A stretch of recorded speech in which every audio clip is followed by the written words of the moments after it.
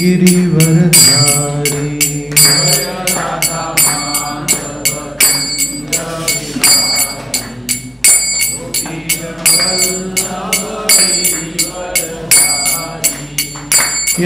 यशोदानंदन ब्रज जनरंजन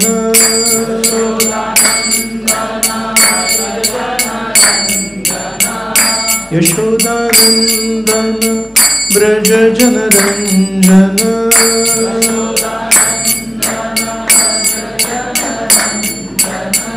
यमुना तीरावनचारी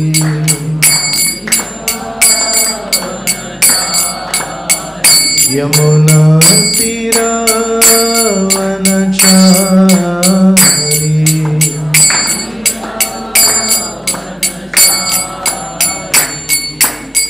जय राधा माधव कुंज बिहारी गोपी जन वल्लभ गिरिवरधारी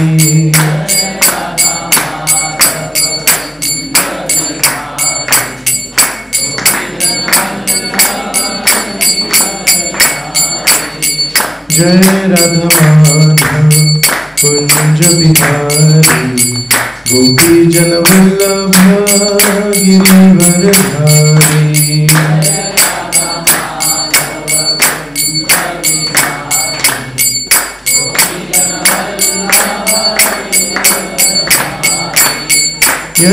यशोदानंदन ब्रज जनरंजन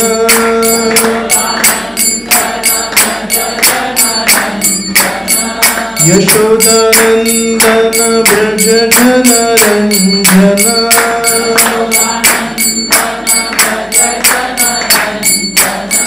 यमुना तीरावनचारी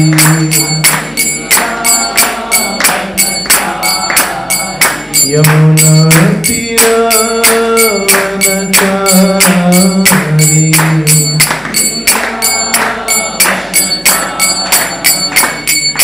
जय राधा माधव कुंज बिहारी गोपी जन वल्लभ गिरिवरधारी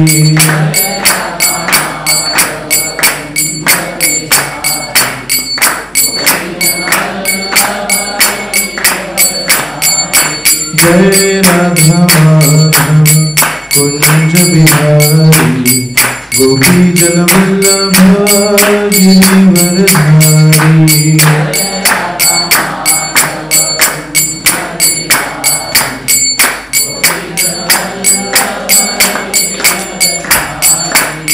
जय राधा माधव कुंज बिहारी गोपी जन वल्लभ गिरिवरधारी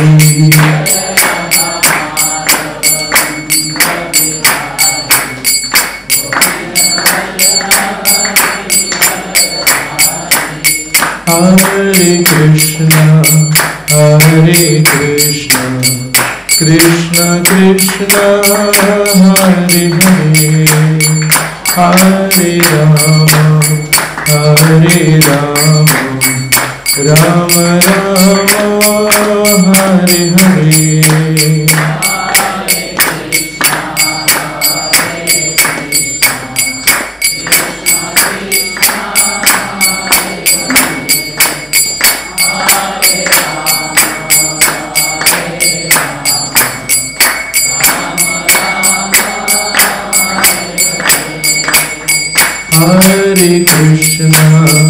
हरे कृष्णा कृष्ण कृष्ण हरे हरे हरे राम राम राम हरे हरे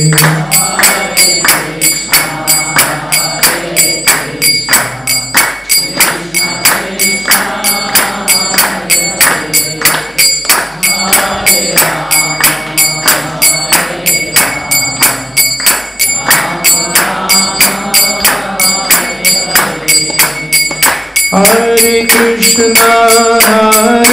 कृष्णा कृष्ण कृष्ण हरे हरे हरे राम राम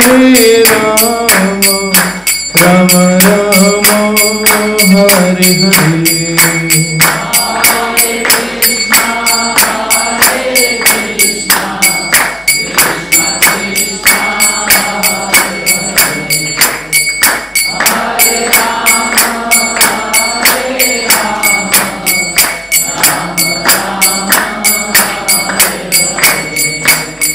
हरे कृष्ण कृष्ण कृष्ण हरे हरे हरे राम राम राम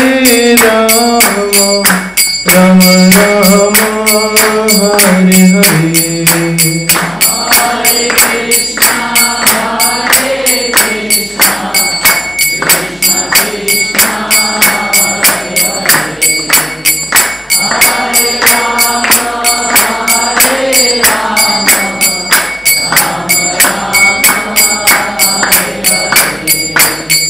हरे कृष्ण कृष्ण कृष्ण हरे हरे हरे राम राम राम हरे हरे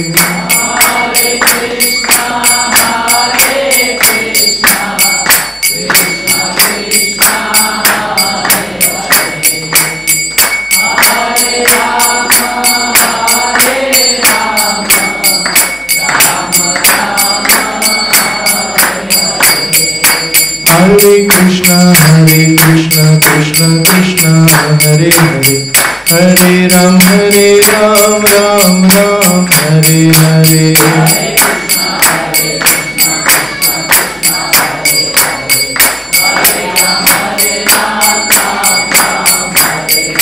हरे कृष्ण कृष्ण कृष्ण हरे हरे हरे राम राम राम हरे हरे हरे कृष्ण कृष्ण कृष्ण हरे हरे हरे राम राम राम हरे हरे हरे कृष्ण कृष्ण कृष्ण हरे हरे हरे राम राम राम हरे हरे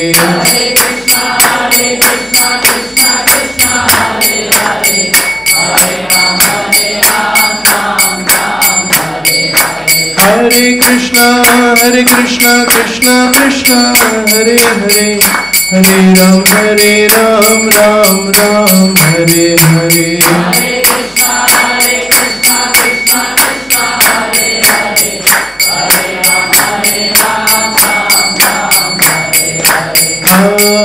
कृष्ण कृष्ण कृष्ण हरे हरे हरे राम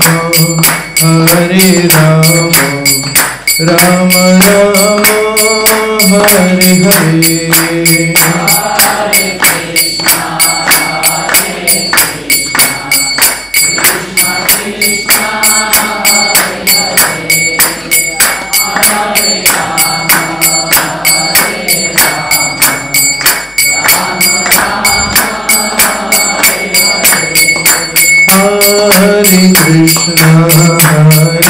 कृष्ण कृष्ण कृष्ण हरे हरे हरे राम राम राम हरे हरे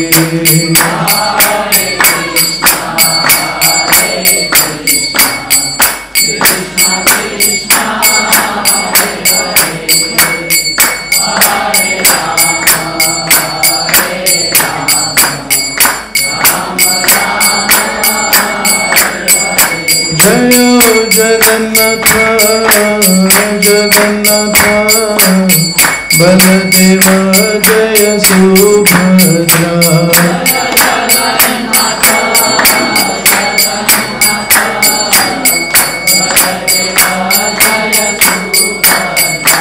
जय गौर निताय गौर निताय, गौर निताय, जय गौर निताय।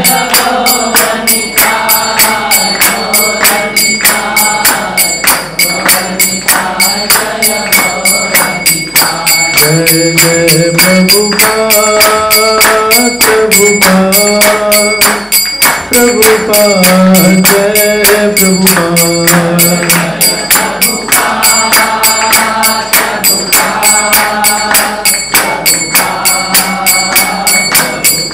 निताय गौर हरि बोल, हरि बोल, हरि बोल, गौर हरि बोल।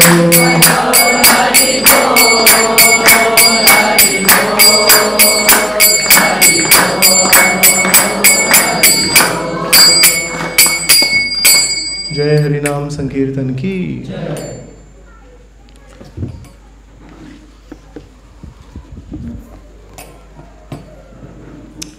ओम अज्ञानतिमिरान्धस्य ज्ञानाञ्जनशलाकया चक्षुरुन्मिलितं येन तस्मै श्रीगुरवे नमः।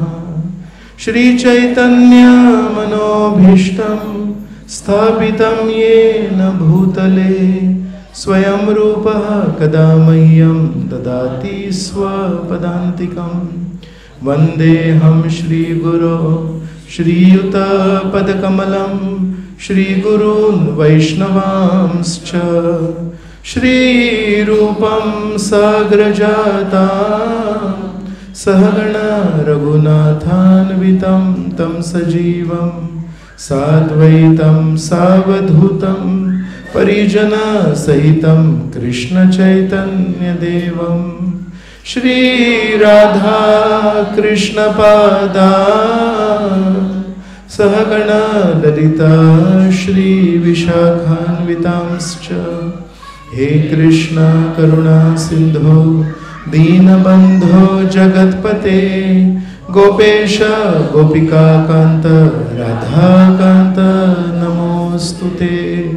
तप्त कांचन गौरांगी राधे वृंदावनेश्वरी वृषभानुसुते देवी प्रणमामि हरिप्रिये।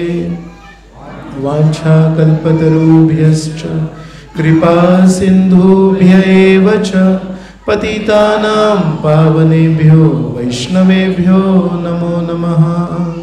नमो विष्णुपादाय कृष्णपृष्ठाय भूतले श्रीमते भक्तिवेदांत स्वामिनिति नामिने।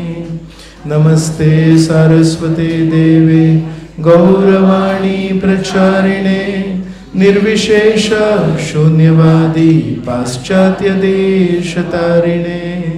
जय श्री कृष्ण चैतन्य प्रभु नित्यानंद श्री अद्वैत गदाधर श्रीवासदि गौरभक्तवृंद। हरे कृष्णा कृष्णा कृष्णा हरे हरे हरे राम राम राम हरे हरे।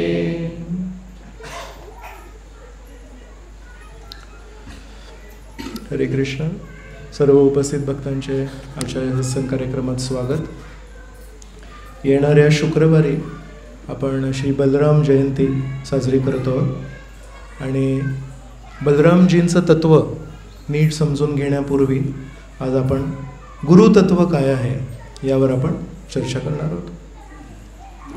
साधारणपणे मी गुरु करून घेतले, आम्ही पण गुरु केले, अशा प्रकारची भाषा अनेक वेळा महाराष्ट्रात ऐकू येते।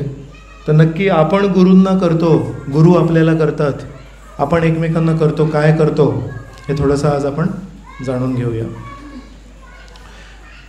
चैतन्य चरितामृतामध्ये एका श्लोकामध्ये सांगितलं आहे की श्रीमती राधाराणी आहेत, त्यांच्या शरीराची जी कांती आहे ती एका केतकी फुलासारखी आहे। तर केतकीचं फूल हे पिवळं असतं, हा जो इथे रंग दिसतोय हा पिवळा आहे, पण त्यामध्ये सोनेरी रंग नाही आहे। तर सोनेरी रंगाची श्रीमती राधाराणींची कांती आहे। तर हे जे केतकीचं फूल आहे त्याला खूप छान सुगंध असतो आणि हे जे केतकीचं फूल आहे हे जंगलांमध्ये सापडतं आणि त्याला खूप छान सुगंध असल्या कारणाने बऱ्याच मधमाशा या केतकीच्या फुलाकडे आकर्षित होतात. पण ज्या प्रकारे गुलाबाच्या फुलाखाली अनेक अनेक काटे असतात, तसंच हे केतकीच्या फुलाखाली पण बरेच काटे असतात आणि ती मधमाशी थोडं जरी सतर्क नसली तर तिच्या पंखांना या केतकीच्या फुलाच्या खाली जे काटे आहेत ते कापतात. त्या मधमाशीला भरपूर त्रास होतो. ते एकीकडे खूप सुंदर सुंदर सुगंध आहे, पण दुसरीकडे ते काटे पण त्रास देऊ शकतात. या उलट त्याच मधमाशीला समजा एका पद्मफूल, कमळाचं फूल, कमळाच्या फुलाचा सुगंध आला तर कमळाच्या फुलाचा सुगंध पण खूप आकर्षक असतो, पण कमळाच्या फुलाखाली काटे असतात का? त्यामुळे जेव्हापर्यंत त्या मधमाशीला हे कळत नाही की सुंदर सुगंध, आकर्षक सुगंध दुसरी दोन्हीकडे, पण केतकीच्या फुलाकडे जर मी गेले तर तिथे मग ते जे काटे आहेत ते मला कापू शकतात. आणि जर मी कमळाच्या फुलाकडे आकर्षित झाले तर उलट कमळाचं फूल आहे ते आकाराने पण खूप सुंदर असतं आणि त्याच्या मधोमध जो मकरंद असतो त्या मकरंदासाठी जर ती मधमाशी गेली तर कमळाच्या फुलाचे जे त्या पाकळ्या असतात त्या पण अशा सुंदर गोल आजूबाजूला असतात आणि त्यामुळे तो मकरंद घेताना मधमाशीला सूर्यप्रकाशापासून पण सावली मिळते. बाकी कुठलंही फूल तुम्ही बघितलं, जरी गुलाबाचं फूल बघितलं, अजून इतर काही फुलं बघितली, त्या मधोमध जेव्हा मधमाशी जाते मकरंदासाठी सावली नाही मिळत तिला. पण कमळाचं फूल इतकं सुंदर आहे की त्या कमळाचं फूल दुर्मिळ असतं. पण बारामतीमध्ये किती वेळा तुम्ही कमळाचं फूल बघितलंय आणि गुलाबाचं फूल किती वेळा बघितलंय आणि बाकीचे सुगंधी फुलं किती बघितले? भरपूर बघतो. तर कमळाचं फूल दुर्मिळ आहे, पण कमळाचं फूल खूप सुगंधी असतं आणि ते सुगंध चाखताना, ते मकरंद चाखताना आजूबाजूच्या उन्हापासून पण कमळाचं जे फूल आहे ते सावली देतं. किती सुंदर हे कमळाचं फूल. पण त्या मधमाशीला तेवढं भान नाही. याच प्रकारे आपण पण या मधमाशीसारखेच आहोत. आपण या मधमाशीसारखे जिथे कुठे काही आकर्षक दिसलं, जिथे कुठे काही इंद्रिय तृप्ती दिसली तिथे आपण पळत जातो.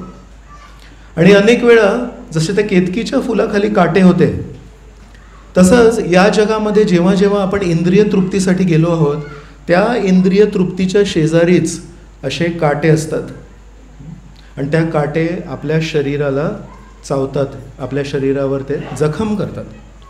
म्हणून जेव्हा जेव्हा या जगामध्ये परमेश्वराला सोडून आपण इंद्रिय तृप्ती करतो, इंद्रिय तृप्ती मिळते, पण श्रीकृष्ण भगवद्गीतेमध्ये काय म्हणतात? दुःख योनय एवते. जिथे जिथे इंद्रियासाठी गोष्ट आणि इंद्रिय यांच्या स्पर्शातून सुखप्राप्ती होते, तर श्रीकृष्ण काय म्हणतात? तीच जागा उद्या दुःखाची योनी बनते, तिथेच दुःखाची उत्पत्ती होते, दुसरीकडे नाही होत. आज जर याच्यामध्ये आपण सुख प्राप्त करत असू तर उद्या याच्यामुळेच दुःख होतात. आज जे लोक याच्यामध्ये सुख शोधत आहेत त्यांना त्याच्यामध्येच दुःख मिळतं, दुसरीकडे नाही मिळत. तर तसंच केतकीच्या फुलाखाली काटे आहेत, गुलाबाच्या फुलाखाली काटे आहेत, पण कमळाच्या फुलाखाली काटे नाही आहेत. कमळाच्या फुलामध्ये खूप छान मकरंद आहे आणि सावली पण आहे, पण कमळाचं फूल एवढं सहजासहजी मिळत नाही. तशाच प्रकारे श्रीकृष्णांबद्दल मार्गदर्शन करणारे प्रामाणिक व्यक्ती या जगामध्ये सहजासहजी मिळत नाहीत. तर श्रीकृष्णांबद्दल प्रामाणिक माहिती देणारे जे कोणी गुरु आहेत ते जेव्हा आपल्याला मार्गदर्शन करतात ते आपल्याला दुःखाचा मार्ग सांगतात का? आपण जेव्हा भगवंताचं नामकीर्तन करतो त्याच्यामध्ये दुःख प्राप्त होतं का? आपण जेव्हा भगवंतांच्या संबंधित कुठल्या यात्रेला जातो अगदी दुःखदायक तो प्रसंग आहे का? 2 दिवसांचा, 4 दिवसांचा, 6 दिवसांचा? जेव्हा परमेश्वराला अर्पित आपण महाप्रसाद खातो तर ते महाप्रसाद खाऊन तब्येत बिघडते का? आपण जेव्हा कथा ऐकतो ती कथा ऐकतो श्रीकृष्णांबद्दल, अगदी आपण जेव्हा या हॉलमधून बाहेर जाऊ तेव्हा अगदी अश्रू ढाळत ढाळत म्हणू काय बापरे 2 तास किती वाया गेले श्रीकृष्णांबद्दल कथा ऐकले. तर म्हणून ज्या सुखाचा शोध आपण इंद्रिय तृप्तीमध्ये करतोय तोच सुख आपल्याला श्रवणामध्ये, कीर्तनामध्ये, प्रसादामध्ये, यात्रेमध्ये, भक्तांच्या संगतीमुळे, सेवेमध्ये पण प्राप्त होतो. पण गंमतीची गोष्ट आहे की जेव्हा आपण श्रीकृष्णांशी संबंधित सुख उपभोगतो तेव्हा आपल्याला या जगातल्या वणव्यापासून सावली पण मिळते. फक्त दुर्दैव असं आहे की जसं कमळाचं फूल हे दुर्मिळ आहे तसं श्रीकृष्णांबद्दल प्रामाणिक मार्गदर्शन देणारे गुरु पण फार कमी आहेत. अधिकांश वेळा या जगामध्ये परमेश्वराशी नातं जोडायला जेव्हा आपल्याला शिकवतात तेव्हा एका व्यापाऱ्याची भूमिका घ्यायला शिकवतात. नरसिंहदेव जेव्हा प्रकट होतात आणि हिरण्यकश्यपूला चीरफाड करतात त्यानंतर प्रल्हाद जवळ जातात. त्यांच्या प्रल्हादाला म्हणतात, प्रल्हाद मी तुझ्यावर एवढा खुश आहे, तू सगळ्यात विषम परिस्थितीमध्ये पण माझं स्मरण केलंस. दररोज त्यांचे वडील नवीन नवीन काहीतरी एक योजना आखत होते, कशा प्रकारे आता प्रल्हादाला मी मारू. आणि दररोज प्रल्हादाचं फक्त एकच त्याला प्रतिक्रिया होती, ती म्हणजे हात जोडून परमेश्वराचं स्मरण करणं. तर नरसिंहदेव खूप खुश होतात. तर नरसिंहदेव म्हणतात, मी तुझ्यावर इतका खुश आहे, संपूर्ण जग माझ्या मंदिरात येऊन मला मागणी करतात आणि मी काही प्रतिसाद देत नाही, मी काही बोलत नाही. श्रीकृष्णाच्या मंदिरात आपण गेलो, आपण प्रार्थना भरपूर करतो श्रीकृष्णांना, मला हे दे, मला दे. आणि श्रीकृष्ण काय प्रतिक्रिया देतात? आपली बासुरी वाजवतात, उत्तरच देत नाहीत ते काही, हो की नाही की काय. तर नरसिंहदेव म्हणतात, संपूर्ण जग माझ्या मंदिरात येऊन मला याचना करतात, मला हे पाहिजे ते पाहिजे, माझी त्यांना देण्याची इच्छा होत नाही कधी. कारण त्या सगळ्या मागण्यांमध्ये स्वार्थाचा दुर्गंध येत असतो मला नेहमी. पण तू निस्वार्थी भक्त आहेस, तर मला तुला काहीतरी द्यायचं आहे. ज्या व्यक्तीला सगळेजण रांगा लावत आहेत, तिरुपती मंदिराच्या बाहेर किती मोठी रांग असते, 6 ते 7 तास कमीत कमी लागतात, कधी 24 तास पण लागतात. आषाढी एकादशीच्या दिवशी विठ्ठलाच्या मंदिरात मागे बाहेर किती रांग होते, 20 तास 25 तास कधी, बरोबर. तरी सगळेजण जाऊन काहीतरी मागणी करत आहेत. ते भगवंत प्रल्हादाला म्हणतायत, मी तुझ्यावर प्रसन्न आहे, सांग तुला काय पाहिजे, मला तुला काहीतरी द्यायचं आहे. तेव्हा प्रल्हाद काय म्हणतात?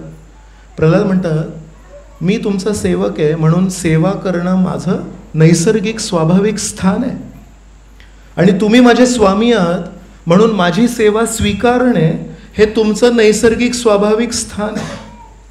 म्हणून तुम्ही जेव्हा मला सांगताय की मला तुला काहीतरी बक्षीस द्यायचं आहे आणि मला विचारताय की काय बक्षीस पाहिजे, हे जे नातं तुम्ही मला आता मागताय किंवा शिकवताय हे व्यापाऱ्याचं नातं आहे. आणि म्हणतात, मी तुमचा भक्त आहे, मी ना वाणी नाही आहे, मी व्यापारी नव्हे. तर गमतीची गोष्ट आहे की श्रीकृष्ण जेव्हा स्वतः खुश होत आहेत, विष्णू जेव्हा स्वतः खुश होत आहेत, स्वतः स्वखुशीने स्व आनंदाने आपल्या भक्ताला सांगतायत, काहीतरी माग, मला तुला काहीतरी द्यायचं आहे, काय देऊ सांग, तू सांग काय देऊ. तर एकीकडे संपूर्ण जग परमेश्वराला मागताय पण परमेश्वर काही त्याला उत्तर देत नाहीत. आणि दुसरीकडे तेच परमेश्वर एका भक्ताला म्हणतात माग, आणि तो काय म्हणतो, जर मी मागितलं मग माझ्यामध्ये आणि व्यापाऱ्यामध्ये काय अंतर राहिलं, सेवा करणं माझं स्थान आहे, मी करतोय. श्री चैतन्य महाप्रभू जेव्हा श्रील रूप गोस्वामींना मार्गदर्शन करतायत तेव्हा सांगतात, मध्यलीला अध्याय क्रमांक 19 यामध्ये म्हणतात की या जगामध्ये असंख्य जीव आहेत. श्रीकृष्ण पण भगवद्गीतेमध्ये 2ऱ्या अध्यायामध्ये नित्य सर्वगतः स्थाणोर, नित्य सर्वगतः म्हणतात श्रीकृष्ण. सर्वगतः म्हणजे पाण्यामध्ये जीवजंतू आहेत, अग्नीमध्ये जीवजंतू आहेत, वाऱ्यामध्ये जीवजंतू आहेत, पृथ्वीमध्ये जीवजंतू आहेत, सगळीकडे. अग्नीमध्ये पण जीवजंतू आहेत. मग किती जीवजंतू आहेत? आपल्याला वाटतं की फक्त पृथ्वीवर जीवजंतू आहेत, पाण्यात आहेत, मासे वगैरे आहेत, आणि अग्नीमध्ये आगेत राहतात. हे जे शरीर आहे हे पृथ्वी प्रधान शरीर आहे, माती प्रधान शरीर आहे, तर हे नाही राहू शकत. जसं पाण्यामध्ये आपण जगू शकत नाही, पण पाण्यामध्ये जगण्यासाठी एक वेगळं शरीर आहे मास्यांकडे, तसं श्रीकृष्णांच्या म्हणण्यानुसार अग्नीमध्ये पण जीवजंतू राहतात, फक्त त्यांचं शरीर असं नसतं, माती प्रधान शरीर नसतं, त्यांचं अग्निप्रधान शरीर असतं. तर किती जीवजंतू असतील या जगामध्ये विचार करा. तर श्री चैतन्य महाप्रभू म्हणतायत, या जगामध्ये असंख्य जीवजंतू आहेत आणि त्या असंख्य जीवजंतूंचे प्रमुखतः 2 भाग करू शकतो. कुठले 2 भाग करू शकतो? तर म्हणतात, एक चल आहेत आणि एक अचल आहेत. तर जे चल आहेत त्यामध्ये म्हणतात 3 भाग करू शकतो. पक्षी, मासे वगैरे पाण्यात राहणारे, आणि नंतर म्हणतात प्राणी. म्हणजे असंख्य झाले. असंख्यामध्ये चल आणि अचल झाले. अचल किती असतील? वृक्ष, रोप, झाडं किती असतील? ते पण असंख्यच आहेत. तर असंख्य जीवजंतूमधून चल जीवजंतू किती कमी आहेत, आणि त्या चल जीवजंतूमध्ये 3 भाग आहेत परत: मासे, पक्षी आणि पशु. पशूंमधला एक जो छोटासा भाग आहे तो होतो आपण प्राणी, मनुष्य प्राणी म्हणतो ना आपण. म्हणजे आता कुठे कमी कमी आलो आपण, बरोबर. त्यामध्ये म्हणतात अधिकांश आहेत ते असंस्कृत आहेत. त्यांच्या जीवनामध्ये संस्कृती नाही आहे. नियम पालन करणं, योग्य अयोग्याची ओळख असणं, कर्तव्य म्हणजे काय, आपलं जीवन जगतायत. स्वैराचार, मला असं आवडतं म्हणून मी करणार, मग कोणी म्हटलं की हे नाही, हे चुकीचं आहे वगैरे, तू कोण आहे मला सांगणारा, माझ्या जे मनात आलं ते मी करीन. तशा प्रकारे म्हणतात अधिकांश मनुष्य त्या कॅटेगरीमध्ये येतात. मग म्हणतात आता जे सुसंस्कृत आहेत ते म्हणतात जे काही विधी रूढी पालन करतात, जे काही पूजा वगैरे पालन करतात,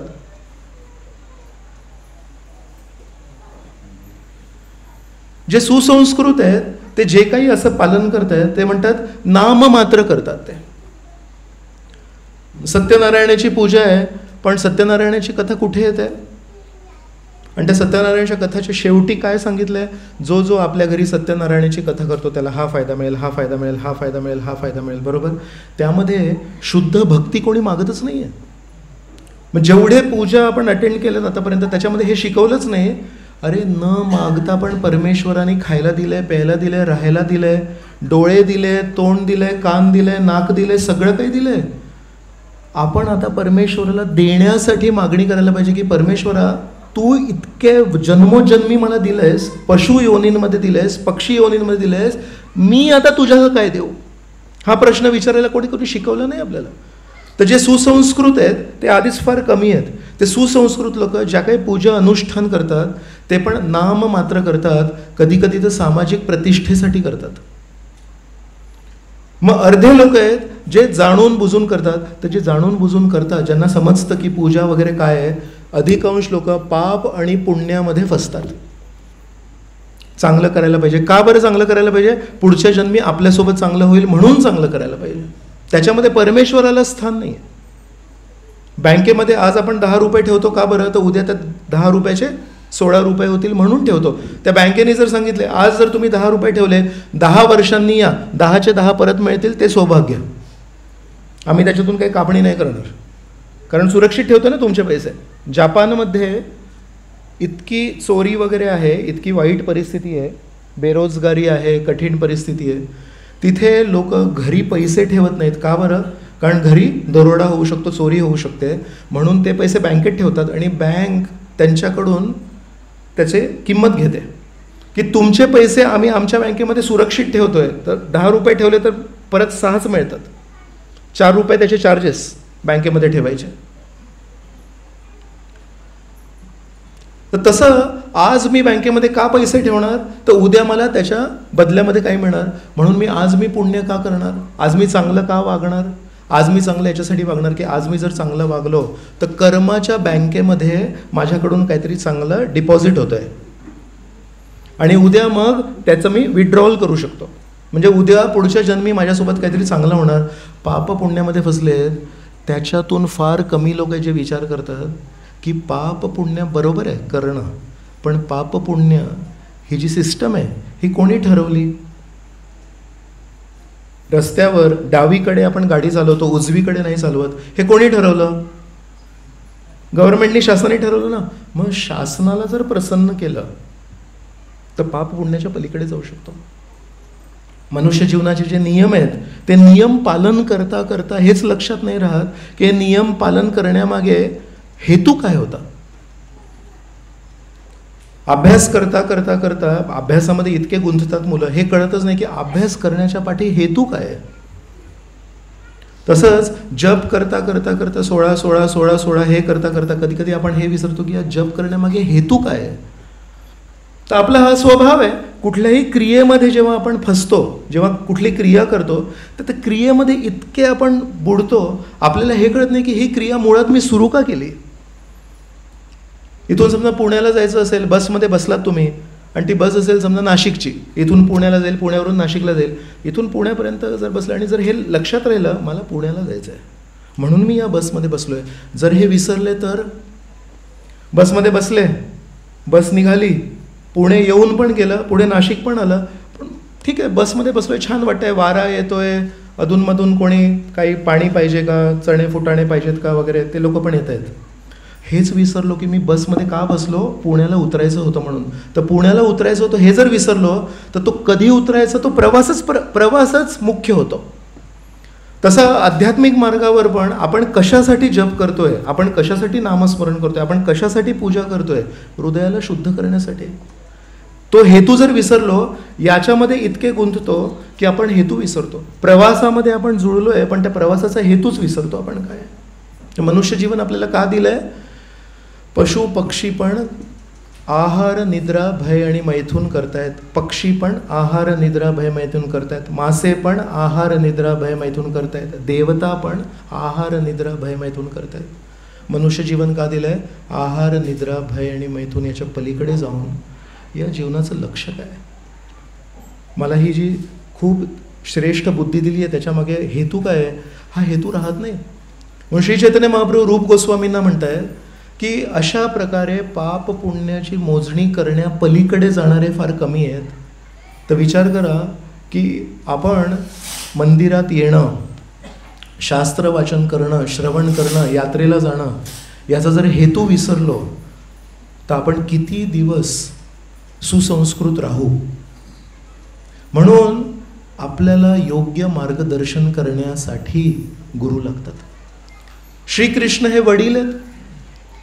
वडिलांची अनेक मुलं असतात. कधी कधी पूर्वीच्या काळी 4-5 मुलं हे साधारण होतं, आता 1-2च असतात. तर 4-5 मुलांमध्ये सर्व एका स्तराचे नसतात. एखादा मुलगा असतो तो ऐकत नाही, एखादा मुलगा असतो तो उद्धट असतो, एखादा मुलगा असतो त्याचं घराबाहेरच लक्ष असतं, एखादा मुलगा असतो तो खरोखर चांगला असतो. वडिलांना जर विचारलं या 4 मुलांमधून तुम्हाला कोण आवडतो, वडील कधीच म्हणणार नाहीत मला हा एक मुलगा आवडतो. का? कारण वडिलांकडून ती अपेक्षा आहे की समदृष्टी पाहिजे. शेवटी त्याच वडिलांचे त्याच आईची मुलं आहेत, ते त्यांनीच जन्म दिलाय. तर वडील कधीच म्हणत नाही की हा सगळ्यात छान मुलगा आहे. पण याचा अर्थ हा नाही की 4ही मुलांची जी वेगवेगळी वागणूक आहे, कोणी उद्धट आहे, कोणी ऐकत नाही, कोणी खूप ऐकतोय, ते सगळे एकसारखे आहेत का. जरी वडिलांना विचारलं तुम्हाला काय वाटतं, ते म्हणतील नाही 4ही मुलं चांगली आहेत. पण आपण जर विचार केला, वडील म्हणतात की 4ही मुलं चांगलीच आहेत, मग मी उद्धटपणासारखं शिकतो की नाही, मग मी चांगलं वागायला कसं शिकू. तर खरं जर तुम्हाला जाणायचं असेल की वडिलांना प्रसन्न कसं करायचं, तर वडिलांना विचारता कामा नये. वडिलांना जर आपण विचारलो की तुम्हाला कसं प्रसन्न करायचं, म्हणजे नाही 4ही मुलं मला प्रसन्न करतात. पण जर खरं प्रसन्न करायचं असेल तर जो सोजवळ मुलगा आहे, जो चांगला मुलगा आहे, जो नेहमी वडिलांचं ऐकतो, जो वडिलांच्या भावनेला समजतोय, त्याला विचारू शकता तुझ्या वडिलांना प्रसन्न कसं करायचं. आणि तो म्हणतो माझ्या वडिलांना ना हे तत्त्व आवडतात, माझ्या वडिलांना प्रामाणिकपणा आवडतो, माझ्या वडिलांना खरं बोलणं आवडतं आणि मी खरं बोलतो म्हणून मी वडिलांना प्रसन्न करतो. वडील सगळ्यांवर खुश आहेत पण मी वडिलांना प्रसन्न करतो. म्हणून श्रेष्ठ जन जे आहेत, एका अर्थाने श्रीकृष्ण भगवंत हे पण आपले वडीलच आहेत. पिताहम अस्य जगतो माता धाता पितामह श्रीकृष्ण म्हणतात. तर म्हणून वडिलांचा नेहमी मोठेपणा असतो. सगळी मुलं एक समान आहेत, हा पण चांगला आहे, हा पण चांगला आहे, हा पण चांगला आहे, हा पण चांगला आहे. पण प्रसन्न कोण करतो, जो आई वडिलांचं ऐकतो, जो आई वडिलांच्या म्हणण्यानुसार आपल्या जीवन जगायचा प्रयत्न करतोय. तर गुरु कोण आहेत, गुरु ते व्यक्ती आहेत जे एक मुलासारखेच आहेत. आपण जशी मुलं आहोत तसे श्री गुरु हे पण परमेश्वराचीच मुलं आहेत. म्हणून श्रीकृष्णांना विचारलं कोण, म्हणजे नाही ज्ञान योगी आहेत ते पण चांगले आहेत, ध्यान योगी आहेत ते पण चांगले आहेत, भक्ती योगी आहेत ते पण चांगले आहेत, कर्मयोगी आहेत ते पण चांगले आहेत. माझ्या दृष्टीने सर्व चांगले आहेत. म्हणून गीतेमध्ये 4 मार्ग दिले श्रीकृष्णांनी. पण ज्यांनी श्रीकृष्णांना प्रसन्न केलंय, ज्यांनी श्रीकृष्णांचं हृदय जिंकलंय, त्यांना जर तुम्ही विचारलं, अहो आम्ही श्रीकृष्णांना विचारलं, श्रीकृष्ण म्हणतात की सगळे माझ्यासाठी एक समान आहेत. 7व्या अध्यायामध्ये श्रीकृष्ण म्हणतात, समोहम सर्वभूतेषु न मे द्वेषोस्ति न प्रिय. मला कोणाशी द्वेष नाही आणि कोणी मला प्रियही नाही. तुम्ही म्हणाला, अरे श्रीकृष्ण स्वतः म्हणतात मला कोणाशी द्वेष नाही आणि कोणी मला प्रिय नाही. पुढच्या पंक्तीमध्ये म्हणतात, ये भजंती तू माम भक्त्या मयी ते तेषु चाप्यहम. त्याच वाक्यामध्ये, एका वाक्यामध्ये म्हणतायत, समोहम सर्वभूतेषु, मी सगळ्यांसाठी सम आहे, मला कोणाशी द्वेष नाही आणि कोणी मला अतिप्रिय पण नाही आहे. त्याच वाक्यामध्ये दुसऱ्या ओळीत म्हणतायत, पण जे मला प्रेमाने माझी पूजा करतात, जे माझी प्रेमाने माझी सेवा करतात, ते माझे आणि मी त्यांचा. लगेच त्यांनी ते आपुलकी दाखवलीच. तर हे किती स्वाभाविक आहे, हे किती नैसर्गिक आहे. एका मोठ्या फॅक्टरीमध्ये मालक असतील, मालक सगळ्यांना पगार देतात, ज्याच्या ज्याच्या कामानुसार त्याला पगार देतात. पण त्यातला जो एक व्यक्ती असतो त्याला माहिती असतं की मालकांना काय आवडतं, मालकांना काय नाही आवडत, मालकांसमोर कसं बोलायचं, मालकांसमोर कसं उठायचं, कसं वागायचं. हे जर आपण शिकलो नाही, आपले जन्मोजन्मी जातील पाप पुण्य पाप पुण्य पाप पुण्य करता करता, आणि हे पाप पुण्य करता करता शेवटी हे कळणारच नाही की पाप का टाळायचे आणि पुण्य पण का टाळायचे. या गणितामध्ये वजा आणि बेरीज यामध्ये फसून आपण मूळ जे जीवनाचं जे लक्ष आहे तेच विसरू. तर हे समजवण्यासाठी गुरूंची आवश्यकता पडते. तर म्हणून श्रीकृष्णांचं एक कर्तव्य आहे की सगळ्यांना सामावून घेतात. पण श्रीकृष्णांचे प्रामाणिक प्रतिनिधी आहेत, ते म्हणतात, जरी श्रीकृष्णांचा मोठेपणा आहे, तुम्हाला सामावून घेत आहेत, पण तरी आपल्याला जर श्रीकृष्णांना प्रसन्न करायचं असेल तर त्यांची भाषा शिकायला लागेल, त्यांना काय आवडतं ते जाणून घ्यायला लागेल. म्हणून श्री गुरूंची महत्त्वाची भूमिका आहे. तर आपण मधाबद्दल बोलत होतो, मकरंदाबद्दल बोलत होतो. मध हे खाण्यासाठी खूप छान असतं. मध हे खूप चविष्ट असतं, गोड असतं.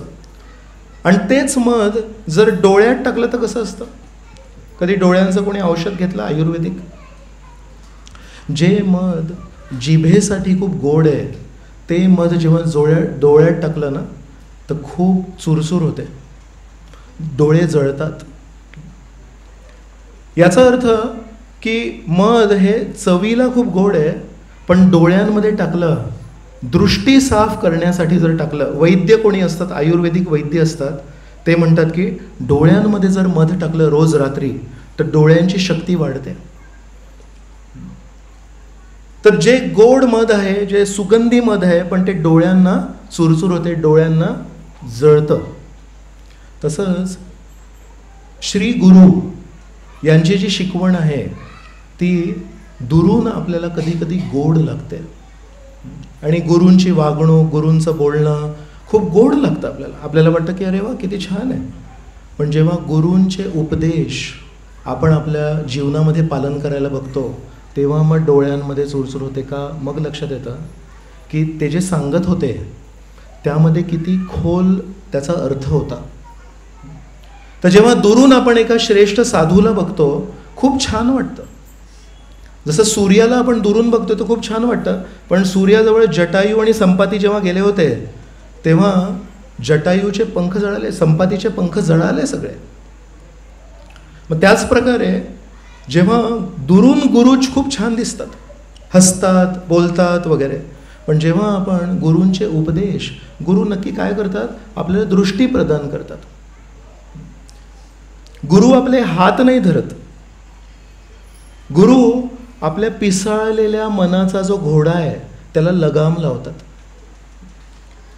क्रिया काय करायची याच्यामध्ये गुरु आपल्याला दखल नाही घेत.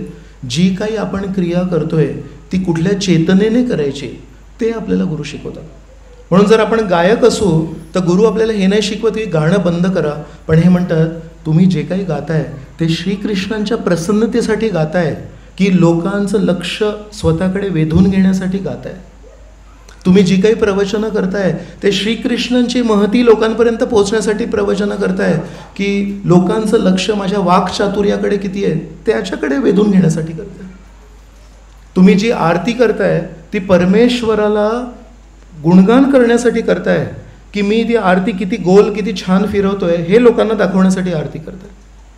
तुम्ही जो स्वयंपाक करताय तो लोकांना खूप छान परमेश्वराचा प्रसाद मिळू देत आणि लोकांना त्यामध्ये आनंद मिळू देत यासाठी स्वयंपाक करताय की लोकांना कळू देत माझ्या हाताला किती चव आहे म्हणून स्वयंपाक करताय.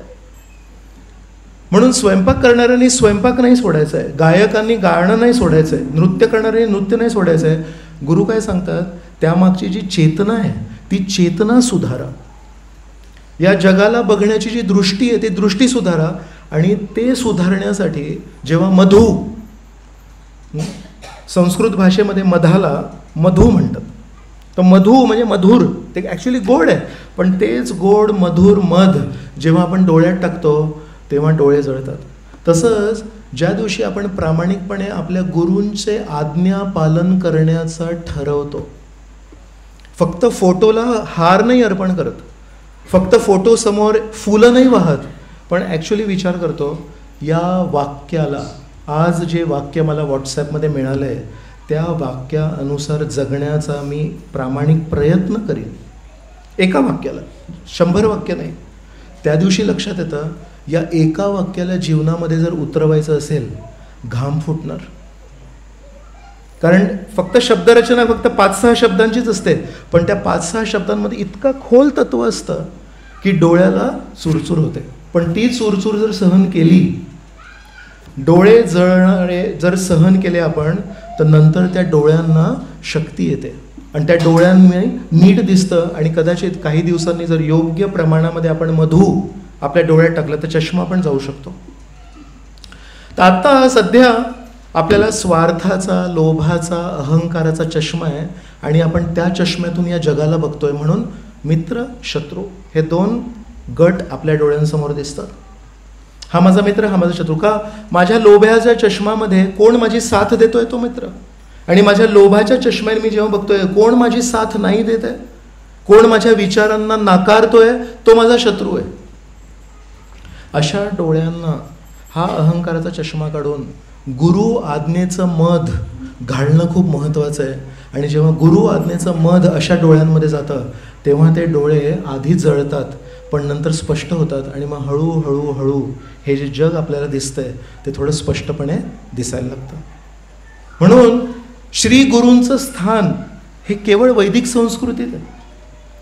बाकीच्या संस्कृतींमध्ये परमेश्वर आहेत आणि परमेश्वराच्या आज्ञा आहेत. काही पुस्तकं आहेत आणि त्या पुस्तकांमध्ये परमेश्वराच्या आज्ञा आहेत आणि परमेश्वर आहेत. गुरु फक्त वैदिक संस्कृतीत आहेत, बाकीच्या संस्कृतीमध्ये गुरु नाही आहेत. तर का बरं? कारण आपल्या शास्त्रांमध्ये जे काही तत्त्व मांडलं आहे ते सर्वसमावेशक तत्त्व आहे. पहिल्या अध्यायामध्ये गीतेमध्ये अर्जुन म्हणतात की मी युद्ध नाही करणार आणि त्याचे वेगवेगळी कारणं देतात. तर पहिल्यांदा जेव्हा श्रीकृष्ण बोलायला सुरुवात करता येतं तेव्हा आधी आत्म्याचं विवेचन करतात आणि श्लोक क्रमांक 31 पासून श्लोक क्रमांक 37 पर्यंत एक सकाम तू का करायला पाहिजे तर स्वधर्ममपि चावेक्ष तिथून सुरू होतं श्लोक क्रमांक 31. तर त्या 7 श्लोकांमध्ये जर बघितलं तर श्रीकृष्ण म्हणतात अरे तू क्षत्रिय आहेस ना, तर जर तू क्षत्रिय तर क्षत्रियाचा धर्म काय आहे? युद्ध करणं योग्य कारणासाठी. आणि जर तू युद्ध नाही केलंस तर लोक तुझे निंदा करतील, तुझी दुष्कीर्ती होईल, मग ते पटेल का तुला? ततः दुःख तरुम नुकीम, त्याच्यापेक्षा अजून जास्ती दुःख काय होईल तुला? तर 31 पासून 37 पर्यंत सकाम कर्मयोग करायला सांगतात त्याला. पण याचा अर्थ असा नाही की शेवटची पायरी श्रीकृष्णांच्या बोलण्यामध्ये सकाम कर्मयोगाची आहे, त्याच्यानंतर 38 पासून निष्काम कर्मयोग पण शिकवतात. म्हणजे 38 क्रमांकाच्या श्लोकमध्ये सुखे दुःखे समयकृत्वा लाभा लाभो जया जयो म्हणतात. अरे सुख आणि दुःखाला ना समान दृष्टीने बघायला शिक, विजय आणि पराजयाला समान दृष्टीने बघायला शिक. तर हे निष्काम कर्मयोग झालं. म्हणजे फळाची अपेक्षा न करता कर्म करायला शिक, कर्तव्य करायला शिक. पण 31 पासून 37 पर्यंत सकाम का सांगितलं? कारण ते पण गरजेचं आहे. सुरुवात सकामपासून करायला लागते. डायरेक्टली जर निष्काम कर्मयोगाबद्दल बोलला तर तू अर्जुन म्हणेल बापरे हे उंच तत्व आहे, मी निघालो इथून. म्हणून सुरुवातीला सकाम भावनेने का युद्ध करणं गरजेचं आहे. लोक तुझ्यावर थुंकतील, लोक तुझी चुकीच्या नजरेने बघतील तुला, लोक म्हणतील भ्याड आहे हा, पळाला बघ कसा. म्हणतात अरे तुझी किती कीर्ती आहे, तू शंकराला पराजय दिलाय. महाभारतामध्ये कथा येते, लहान लहान असे राक्षस होते, त्यांचं नाव होतं निवात कवच. तसे हे ग्रुपमध्ये यायचे आणि देवतांवर आक्रमण करायचे. तर इथून आक्रमण करायचे आणि देवता जेव्हा या दिशेने आक्रमण करायचे लगेच अदृश्य व्हायचे आणि तिथून आक्रमण करायचे. देवता जेव्हा तिथे आक्रमण करायचे पटकन अदृश्य व्हायचे इथून. तर देवता पण हरले या राक्षसांसमोर. मग तेव्हा देवता म्हणतात हे करायचं काय या निवात कवचांचं. तर म्हणतात अर्जुनाला बोलवायला पाहिजे. का अर्जुनाला बोलवायला पाहिजे? कारण अर्जुन जेव्हा लहान होता तेव्हा एक दिवशी काय केलं, जेव्हा जेवत होता तेव्हा मध्येच थोडा वारा आला आणि त्या वाऱ्याने समोर जितके काही पणत्या लावल्या होत्या, दिवे लावले होते, ते सगळे भिजले. पण अर्जुनाला भूक लागली होती. तर अर्जुनाने अंधारामध्येच ते जेवण चालू ठेवलं. मग जेवण केल्यानंतर थोडं स्वतः मनन केलं त्याने, अरे मला जेवढी भूक लागली आहे त्या भूक लागण्यासाठी मी जे जेवतोय त्याच्यासाठी प्रकाश नाही लागत मला. इथे जर भूक लागली असेल तर त्यासाठी प्रकाश नाही लागत, अंधारामध्ये पण मी जेवलो. पण गुरु जेव्हा विद्या देतात त्याच्यासाठी मी म्हणतो की मी केवळ दिवसा प्रॅक्टिस करीन. का बरं? कारण दिवसा प्रकाश असतो. म्हणजे मी किती स्वार्थी माणूस आहे. पोटासाठी अंधार चालतो पण गुरु आज्ञा पालन करण्यासाठी दिवसच पाहिजे, रात्री नाही पाहिजे. योग्य नाही आहे. तर त्या दिवशी अर्जुनाने ठरवलं मी रात्री पण माझ्या गुरुनी दिलेल्या विद्येचं प्रॅक्टिस करणार. तर अंधारात जंगलात गेले आणि त्यांच्या धनुष्याने धरलं. तर अर्जुनाचं धनुष्य आहे ते. तर रात्री अर्ध्या रात्री असा बाणांचा आवाज आला. द्रोणाचार्यांच्या जिथे कुठे राहत होते तिथपर्यंत तो आवाज गेला. द्रोणाचार्य शोधत आले अर्ध्या रात्री हे बाण कोण मारतोय. बघितलं तर अर्जुन आहे. अर्जुन तू काय करतोय? तर नाही मी असा विचार केला जेवताना मला जर प्रकाशाची गरज नाही आहे तर विद्या प्रॅक्टिस करताना काय गरज आहे. द्रोणाचार्य ही भावना ऐकून इतके खुश झाले.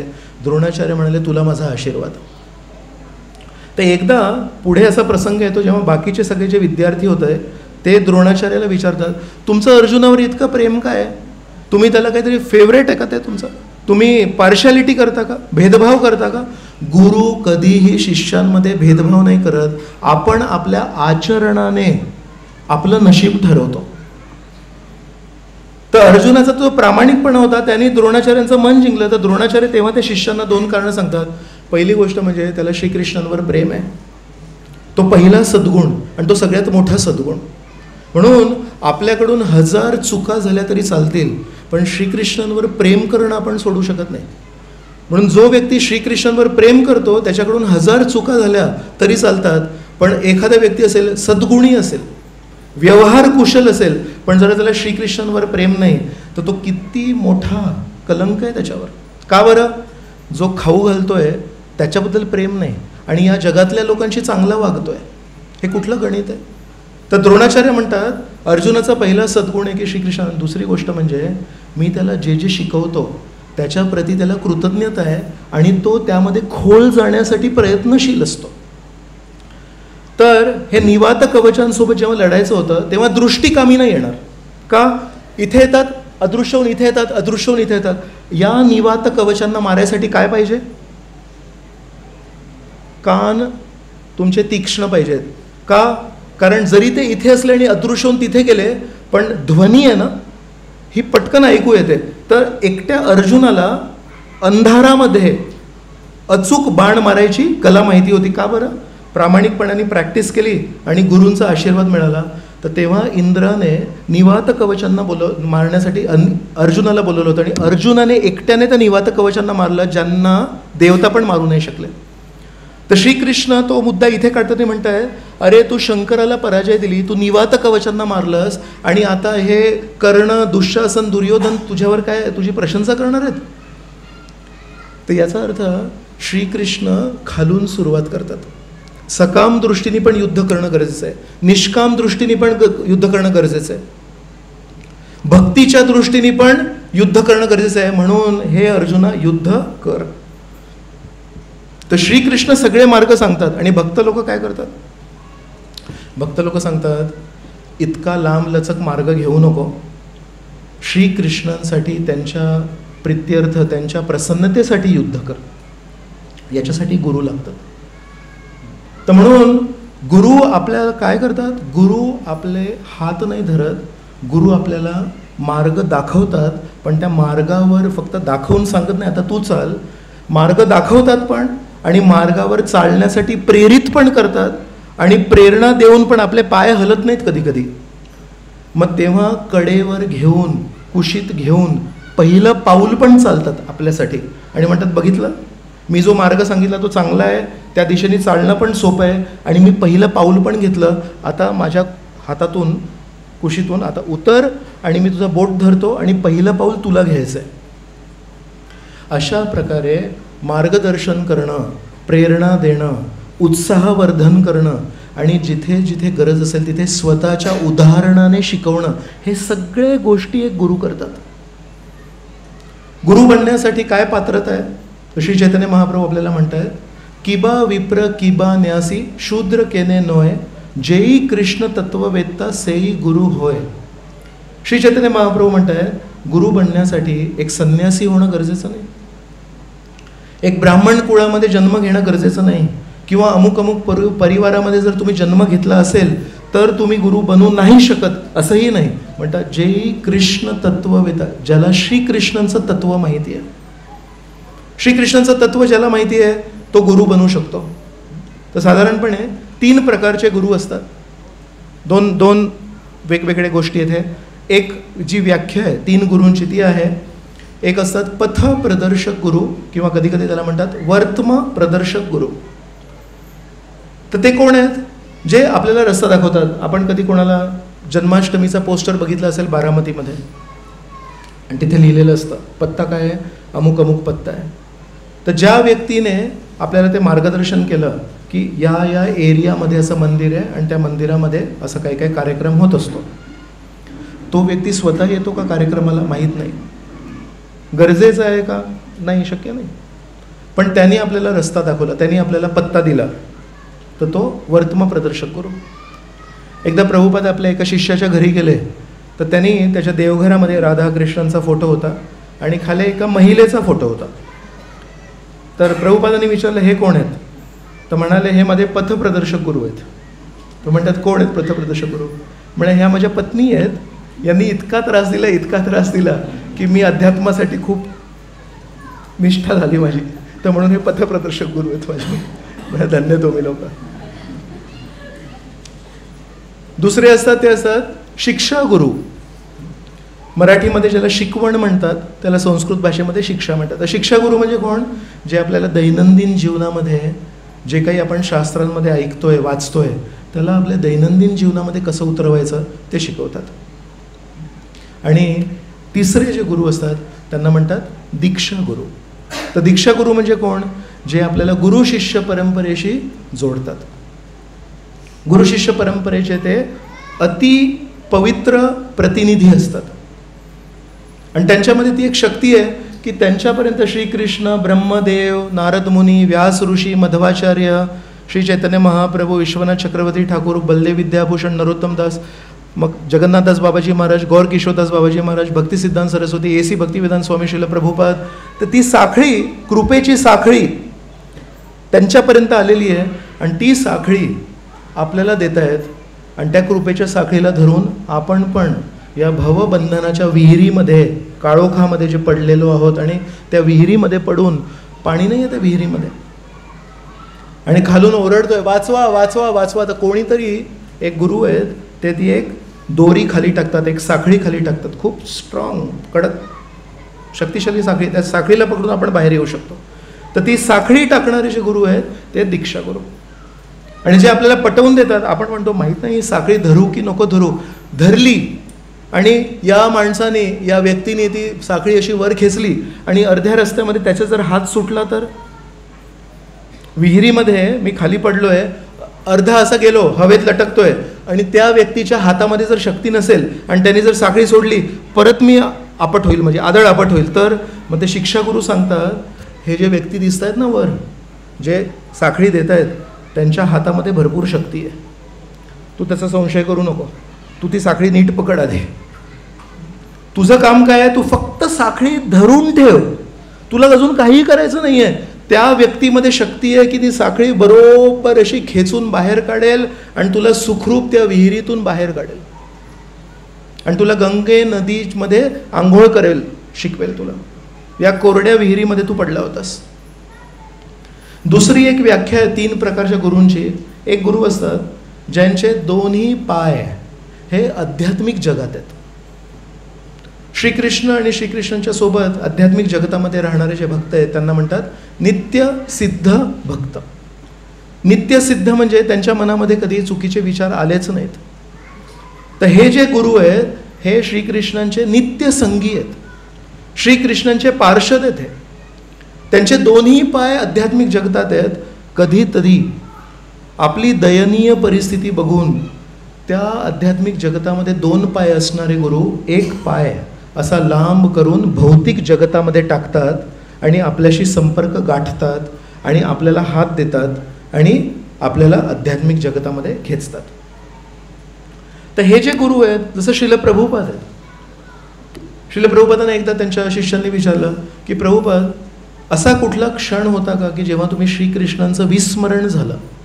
तर श्रील प्रभुपादांनी आठवण केली आणि म्हणाले, या जगात या जन्मी मला असं आठवत नाही जेव्हा मी श्रीकृष्णांना विस्मरण झालं म्हणून. तर तेव्हा या सर्व भक्तांना लक्षात आलं की आपण कोणासमोर बसलोय. एकही क्षण विस्मरण नाही झालंय श्रील प्रभुपादांना. तर अशा प्रकारचे हे जे शुद्ध भक्त आहेत दुर्मिळ आहेत. हे खूप ते कधी कधी या जगात येतात आणि शुद्धतेचा एक वारा घेऊन येतात. आणि तो जो वारा जेव्हा वाहतो तेव्हा ज्या ज्या व्यक्तीला तो वारा स्पर्श करतो ते सगळे व्यक्ती शुद्ध होतात. दुसरे जे मी म्हणालो, अजून म्हणालो नाही, दुसरे जे आहेत त्यांचे दोन्ही पाय आध्यात्मिक जगतात नाही आहेत. 1 पाय आध्यात्मिक जगतामध्ये पोहोचला आहे आणि 1 पाय भौतिक जगतात आहे. याचा अर्थ साधना भक्ती करून पूर्णपणे पवित्र झालेत. साधना भक्ती करून त्यांनी अगदी उत्तम आध्यात्मिक स्थान गाठलंय. तरी पण आपण म्हणू शकतो की अगदी थोडीशी त्यांची प्रगती बाकी आहे. जसं भक्तीमध्ये 9 पायऱ्या आहेत. शेवटचा पायरी काय आहे? प्रेमभक्ती. आणि त्याच्या खालची जी पायरी आहे त्याला म्हणतात भावभक्ती. भावभक्ती म्हणजे श्रीकृष्णांप्रती भावना उत्पन्न झाल्या आहेत. फक्त जसं दूध आणि बासुंदी आहे, काय अंतर आहे मध्ये? काहीच अंतर नाही. दुधाला जर आटवलं तर ती अजून गोड होते, अजून घट्ट होते, तिचा रंग अजून थोडा गुलाबी होतो आणि ती बासुंदीमध्ये चविष्ट होते. तर दुधाला थोडं आटवायचं आहे आणि ती बासुंदी बनते. जास्ती अंतर नाही आहे त्यामध्ये. तर भावभक्ती म्हणजे दूध आणि प्रेमभक्ती म्हणजे बासुंदी. तर आता दूध ज्याच्याकडे अग्नी चालू आहे, गॅस चालू आहे, 1 तास थांबायला लागेल, 1 तासामध्ये ती बासुंदी होईल. म्हणून भावभक्ती आणि प्रेमभक्तीमध्ये जास्ती फरक नाही. विश्वनाथ चक्रवर्ती ठाकूर एका ठिकाणी म्हणतात भावभक्ती आणि प्रेमभक्तीमध्ये काय अंतर आहे. समजा इथून फटाके असतात ना, दिवाळीचे फटाके, दिवाळीच्या फटाक्यांमध्ये आतमध्ये ती पावडर असते ना, त्याला मराठीमध्ये दारू म्हणतात ना. तर ती जी पावडर आहे ती इथून अशी अशी चिमूटभर अशी रांगेनी अशी अशी त्या दरवाजापर्यंत टाकली पावडर आणि इथे आग लावली. किती वेळ लागतो तिथपर्यंत जायला त्या आगेला? 1 अर्ध्या क्षणामध्ये अशी जाते ती आग, बरोबर. तर म्हणतात ही भावभक्ती आणि ती प्रेमभक्ती आहे. फारसं अंतर नाही, पण एक थोडं अंतर आहे, थोडंसं. जसं दूध आणि बासुंदीमध्ये काही अंतर नाही, थोडंसं अंतर आहे. तर जे भावभक्ती स्तरावर आहेत थोडंसं आता फक्त बाकी आहे. त्यांचा 1 पाय भौतिक जगात आहे आणि 1 पाय आध्यात्मिक जगतात आहे. तर हे पण या जगातल्या लोकांना मार्गदर्शन करतात आणि आध्यात्मिक जगतामध्ये पोहोच करतात. आणि तिसऱ्या प्रकारचे गुरु आहेत ज्यांचे दोन्ही पाय भौतिक जगात आहेत, पण त्यांचे जे डोळे आहेत ना ते भौतिक जगतात नाही आहेत. त्यांचे डोळे एकटक अगदी एकही क्षण हलत नाहीत आणि पूर्णपणे आध्यात्मिक जगतावर श्री राधाकृष्णांवर केंद्रित आहेत. पण फक्त आता पाय त्यांचे इथे आहेत. जर या गुरूंनी पण प्रामाणिकपणे जे पूर्वीचे जे आपण गुरूंची वर्णन केले, नित्य सिद्ध भक्त असतील, पहिल्या प्रकारचे गुरु, त्यांची जर आज्ञापालन केली, त्यांची शिकवण ऐकली आणि तशीची तशी हुबेहूब वखाणली, त्याच्यामध्ये काही भेसळ नाही केली.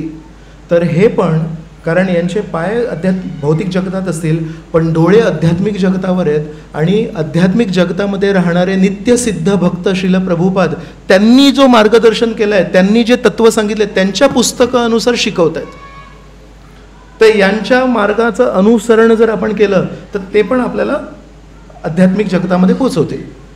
एक आगगाडी आहे, आगगाडीला एक इंजिन असतं आणि त्या इंजिनमध्ये ऊर्जा निर्माण करायची शक्ती असते, आणि त्या इंजिनच्या पाठीमागे किती डबे असतात?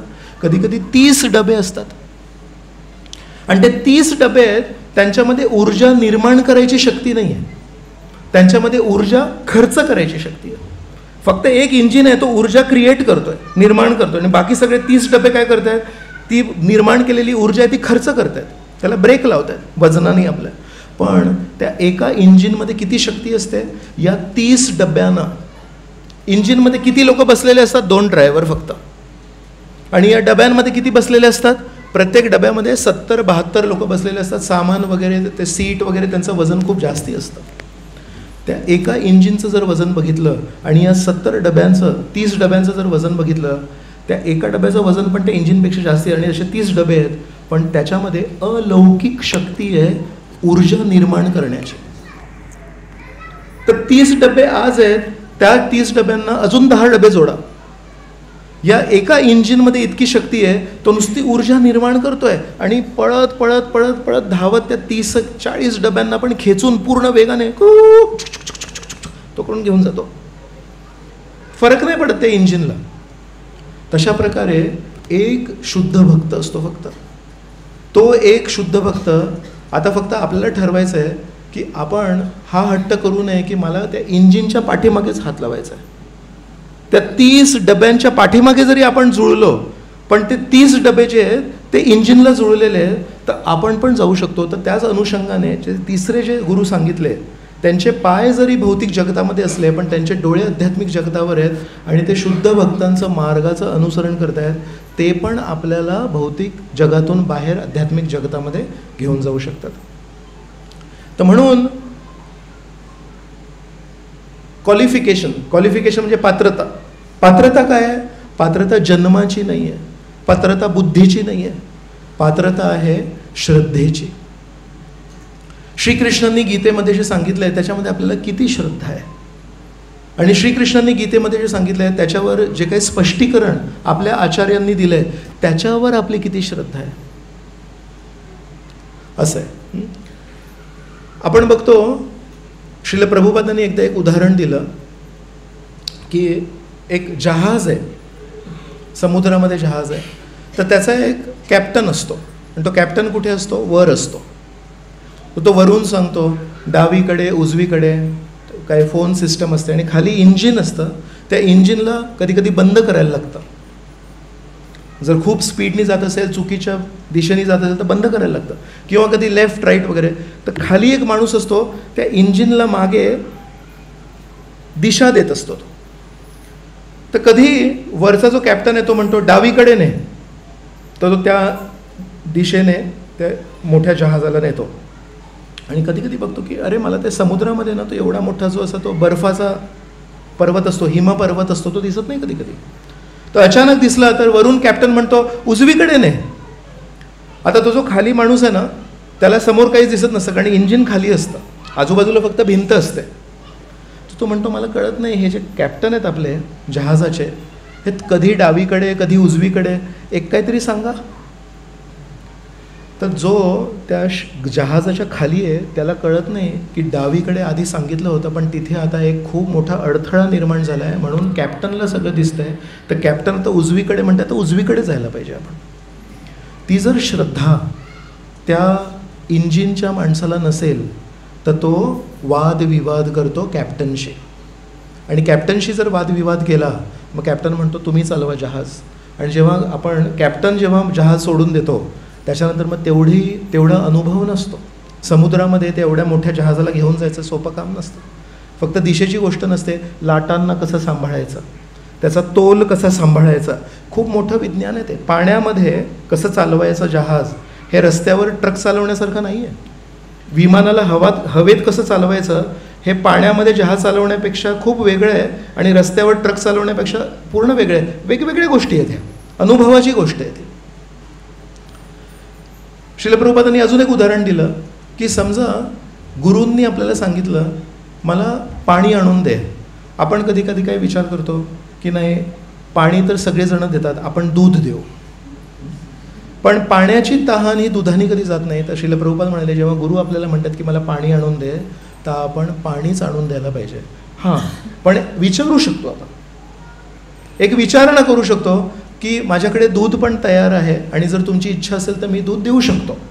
पण म्हणतील नाही मला तहान लागली आहे, मला नुसतं शक्तीसाठी नाही पाणी पितं, इथे गळा सुकला आहे, गळा वाळला आहे माझा, तर त्यासाठी पाणी पाहिजे. तर पाणी मागितलं तर पाणी आणून देणं हे श्रेयस्कर आहे. तर कधी कधी अति उत्साहात आपण गरम दूध नेऊन देऊ आणि जर लक्ष नसेल तर त्या गरम दुधाने कधी कधी गळा भाजू शकतो आणि कधी कधी त्यामुळे आपण एका अर्थाने आपण जे म्हटलं ते नाही करत आहे. म्हणून श्रील प्रभुपादांच्या जीवनात आपण बघतो श्रील प्रभुपाद इतके श्रेष्ठ भक्त आहेत. ज्या लोकांना श्रीकृष्ण माहिती पण नव्हते, ज्या लोकांना आत्मा काय ते नाही माहिती, त्या लोकांना श्रीकृष्णाची शुद्ध भक्ती श्रील प्रभुपादांनी दिली. 1965 मध्ये श्रील प्रभुपाद गेले आणि 1966 मी काही लेक्चर ऐकत होतो श्रील प्रभुपादांचे. तर त्यामध्ये काय काय सांगतायत, श्री चैतन्य महाप्रभूंनी श्री सनातन गोस्वामींना जी शिकवण दिली ती सनातन शिक्षा श्रील प्रभुपाद त्या नवीन युवक आहेत, ते अमेरिकन युवक आहेत, त्यांना सांगतायत. तर हे नवयुवक म्हणतायत हे तिथे ऊन कधी कधी येतं बरोबर अमेरिकेमध्ये, साधारणपणे असं ढगाळ वातावरण असतं. तर एखाद दिवशी कधी ऊन निघालं तर त्यांना ते सहन होत नाही, कारण त्यांच्या त्वचेला जळतं ते ऊन. तर तिथे एक सन टॅन लोशन असतं. सन टॅन लोशन म्हणजे ते पूर्ण जे लोशन आहे ते शरीराला लावायचं, मग त्याच्याने ती त्वचा जी आहे ती खराब होत नाही म्हणून. तर श्रील प्रभुपाद म्हणतायत so Shri Chaitanya Mahaprabhu is telling Sanatan Goswami. तर ते सत्स्वरूप महाराज आहेत ज्यांनी प्रभुपाद लीलामृत लिहिलं आहे. त्यांनी त्यांच्या नोट्समध्ये लिहिलं होतं सन टॅन गोस्वामी म्हणून. त्यांनी सन टॅन लोशन ऐकलं होतं. सनातन गोस्वामी कोण ते माहितीच नाही त्यांना, पण स्वामीजींप्रती आकर्षण दिलं तर श्री चैतन्य कोणतरी आहेत आणि त्यांनी सन टॅन गोस्वामीला लिहिले असं. तर सत्स्वरूप महाराज म्हणतात आम्हाला काहीच माहिती नव्हतं, पण एक माहिती होतं की प्रभुपाद जे सांगतायत ते आमच्या भल्यासाठी सांगतायत. तर एवढी श्रद्धा जेव्हा श्रील प्रभुपादांवर होती त्यामुळे मग इस्कॉन संस्थेची स्थापना केली.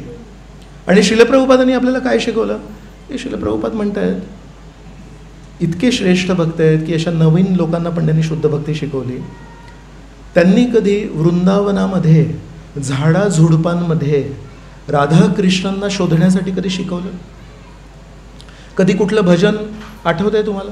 वैष्णव गीत आपल्याकडे जे पुस्तक आहे त्यामध्ये असं कुठलं भजन आहे की मी झाडाझुडपांमध्ये शोधतोय, इथे राधाराणी लपली आहे का, इथे श्रीकृष्ण लपले आहेत का?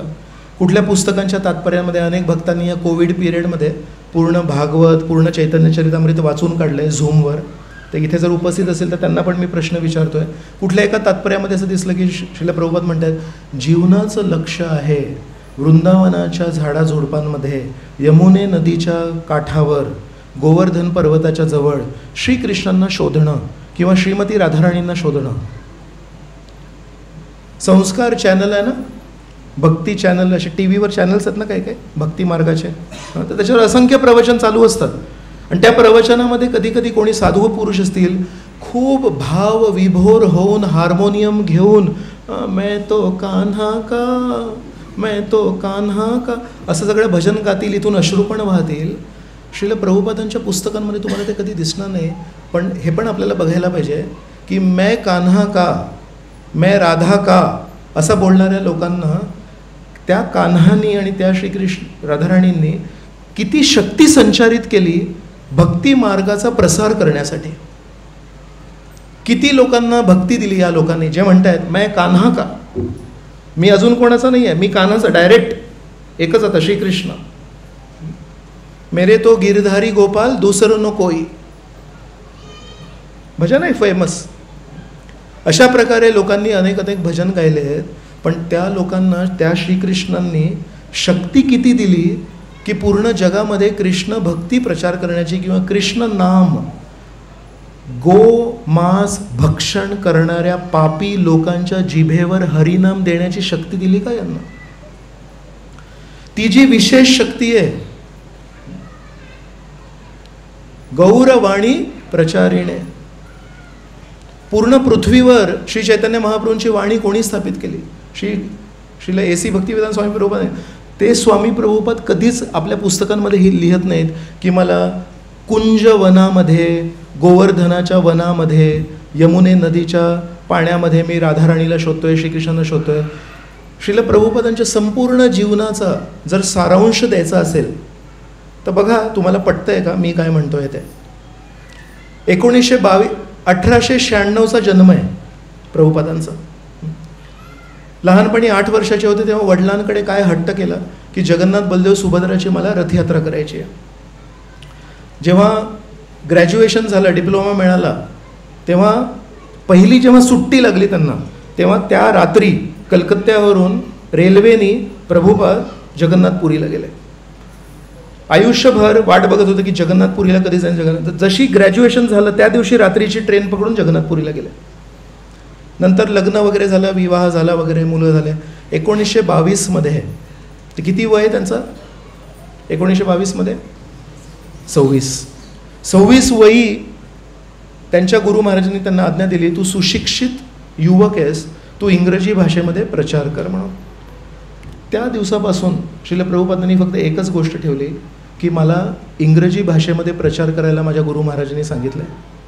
1936मध्ये 14 वर्षांनी फेब्रुवारी महिन्यामध्ये आपल्या गुरु महाराजांना ते भेटले राधाकुंडमध्ये.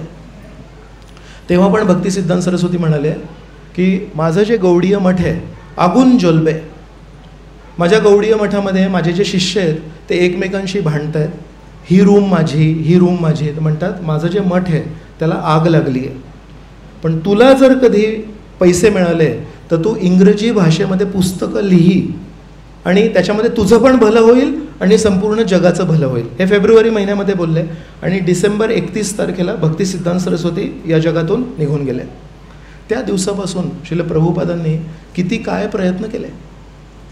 इंग्रजी लेख लिहिले, दिल्लीमध्ये स्वतः लेख लिहायचे, स्वतः मासिक छापायचे, स्वतः चांदनी चौक म्हणून एक एरिया आहे दिल्लीमध्ये, तिथे जाऊन लोकांना वाटप करायचे. तर स्वतः लेख लिहिणं, स्वतः त्याचं संपादन करणं, स्वतः ते छापणं आणि स्वतः त्याचं वितरण करणं हे एका संन्यासाचं काम नाही. पण प्रभुपादांनी ते का बरं केलं? राहतायत वृंदावनामध्ये आणि पूर्ण दिवस काढतायत चांदनी चौकमध्ये, आणि आपण वृंदावनाच्या बाहेर राहतोय आणि आपल्याला हे सगळे गोड गोड प्रवचन ऐकायला किती छान वाटतं. मैं तो चला वृंदावन, मुझे और कहीं नहीं जाना. तर प्रभुपाद वृंदावनामध्ये राहत आहेत, पण गुरु आज्ञा काय आहे? इंग्रजी भाषेमध्ये सगळ्या सुशिक्षित लोकांना प्रचार कर. हा जो गीतेचा जो संदेश आहे हा फक्त संस्कृत भाषेमध्ये कोणीतरी कुलूप लावला आहे, तू याला जगभर प्रसार कर.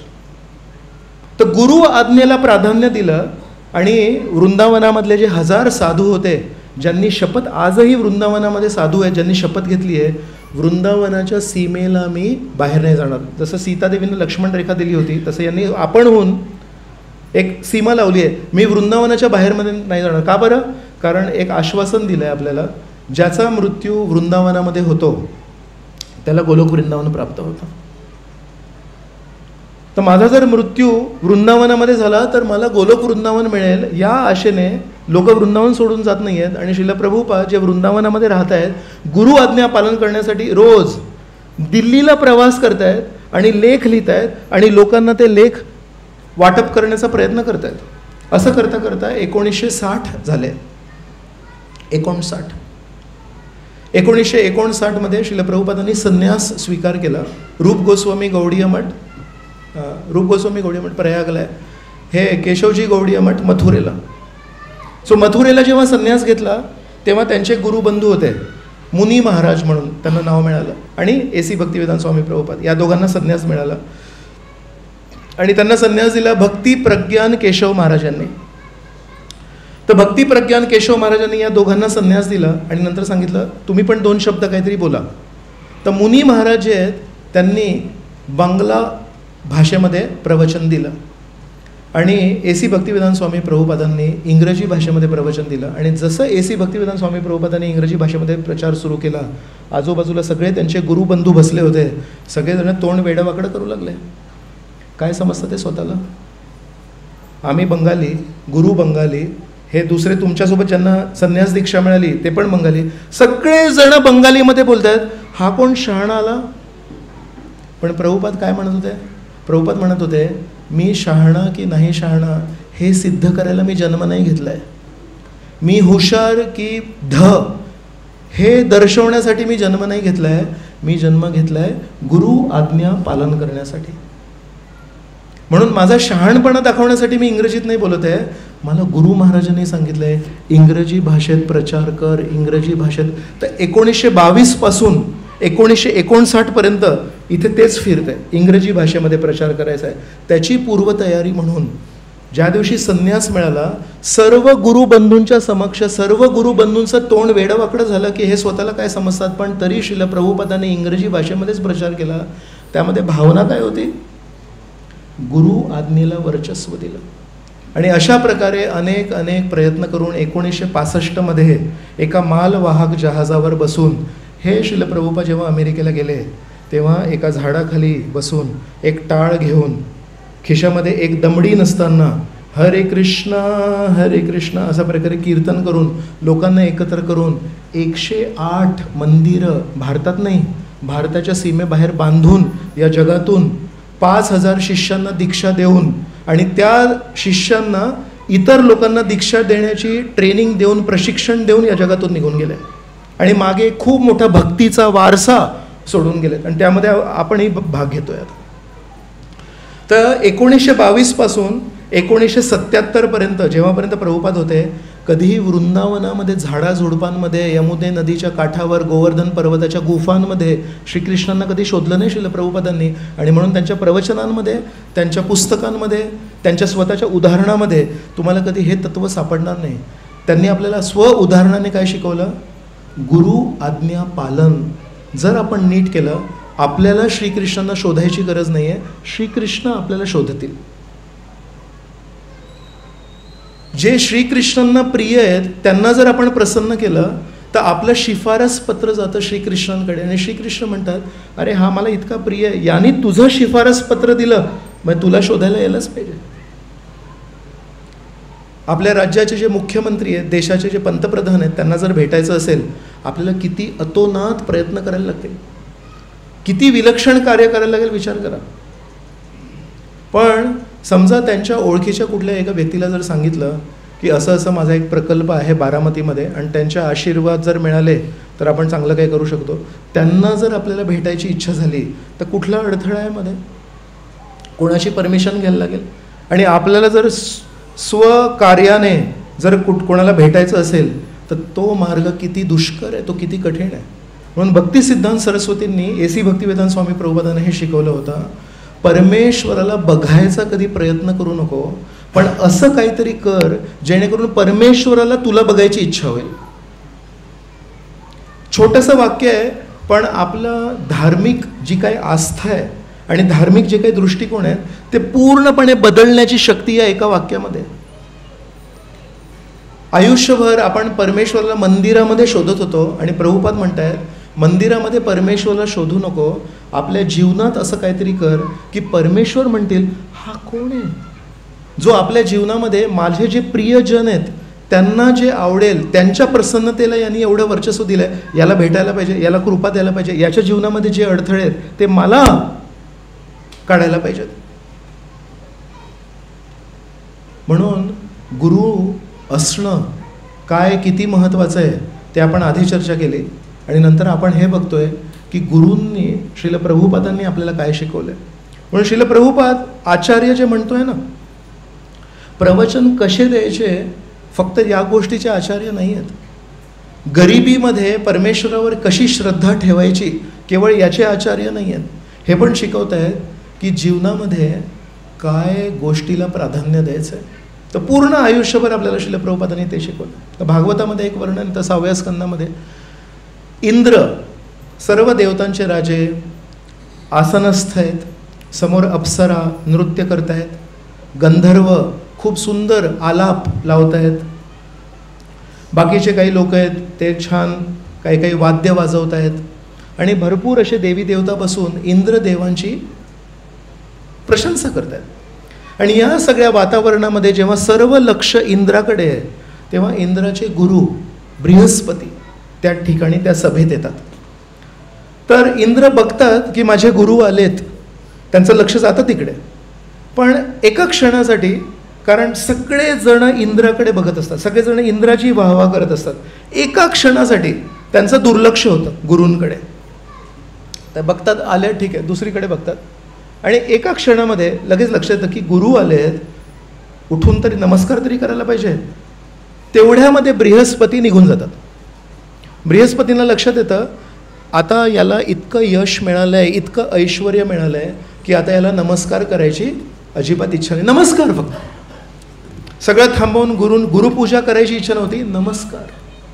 पण तो नमस्कार, कारण इतकं मोठं स्थान झालं होतं इंद्राचं, तो नमस्कार करू शकला नाही. बृहस्पती निघून गेले तिकडून. आणि बृहस्पतींना लक्षात आलं हा जो गर्व आहे हा चांगला नाही याच्यासाठी. तर बृहस्पतींनी काय केलं, स्वतःला लपवलं. तर इंद्राने भरपूर प्रयत्न केला गुरूंना शोधायचा, पण काही सापडले नाही. त्या दिवसापासून इंद्राचे जे हाल झाले, प्रत्येक युद्धामध्ये हरले. राक्षसांनी असुरांनी येऊन सर्व देवी देवतांना अगदी घराबाहेर काढलं.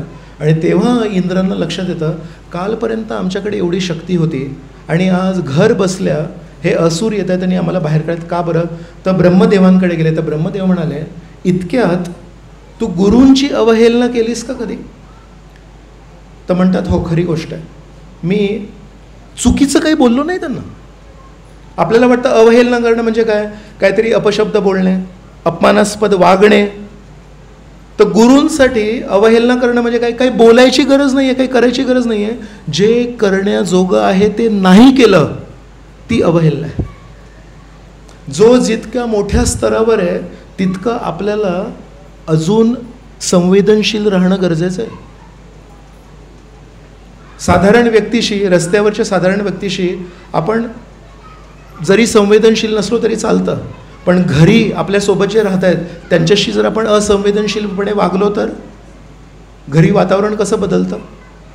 तसंच विचार करा, घरातली नाती ही अधिक महत्त्वाची,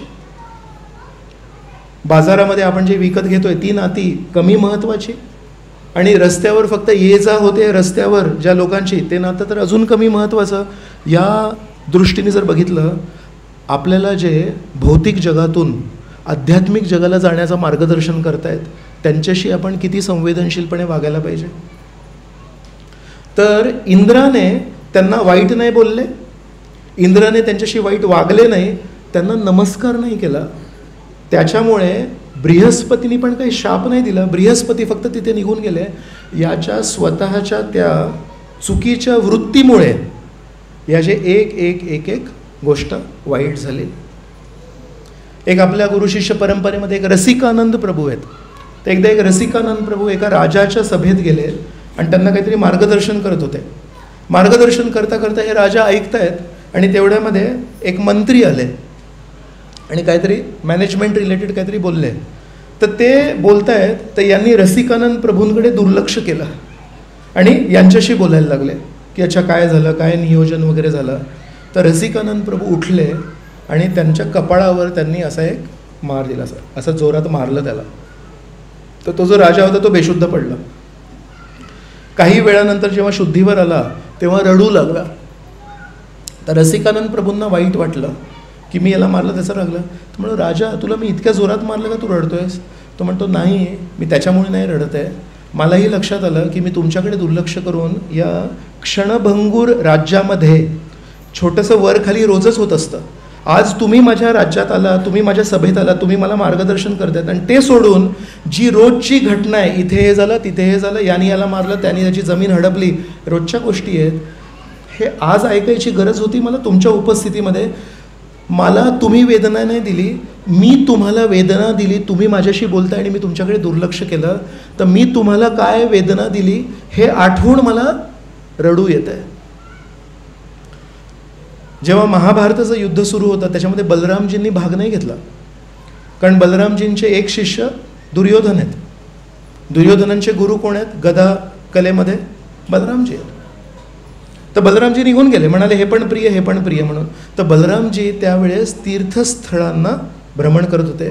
तर नैमिषारण्य आहे, लखनौ आहे आज, लखनौच्या जवळ नैमिषारण्य आहे. तर नैमिषारण्यामध्ये पोचले. नैमिषारण्यामध्ये असंख्य साधूंची एक सभा भरली होती आणि त्या सर्व साधूंनी काहीच वेळापूर्वी आमच्या सर्व साधूंमधले एक सर्वश्रेष्ठ साधू कोण? त्यांचं नाव होतं रोमहर्षण. त्या रोमहर्षणाची निवडणूक केली होती की आम्ही सगळे साधू, पण सर्व साधूंमध्ये पण एक सर्वश्रेष्ठ साधू रोमहर्षण. तर त्यांना सांगितलं होतं, हे रोमहर्षण, तुम्ही आम्हा सर्व साधूंना मार्गदर्शन करा की अध्यात्म म्हणजे काय आणि परमेश्वरला आपण कसं प्रसन्न करू शकतो. आणि रोमहर्षण आसनस्थ झाले होते आणि आसनस्थ होऊन या सर्व साधूंनी रोमहर्षणाला आशीर्वाद दिले होते की तुम्ही इतके श्रेष्ठ साधू आहात की सर्व साधूंनी तुम्हाला नेमलं आहे, तर आम्ही तुम्हाला आशीर्वाद देतो, तुम्ही दीर्घायुषी व्हा आणि अनेक अनेक साधूंना मार्गदर्शन करा. आणि अशा प्रकारे हे साधू या साधूंना मार्गदर्शन करण्यासाठी आसनस्थ आहेत. आणि तेवढ्यात तिथे बलरामजी आले. आणि बलरामजी जेव्हा आले तेव्हा हे रोमहर्षण आहेत, त्यांनी बलरामजींना नमस्कार नाही केला. आणि बलरामजी म्हणतात, हा जो व्यक्ती आहे ना, याच्याकडे श्रुती आणि स्मृती, सर्व वेद याला माहिती आहेत, सर्व पुराण याला माहिती आहेत, सर्व इतिहास याला माहिती आहेत, पण याच्यामध्ये विनम्रता नाही आली.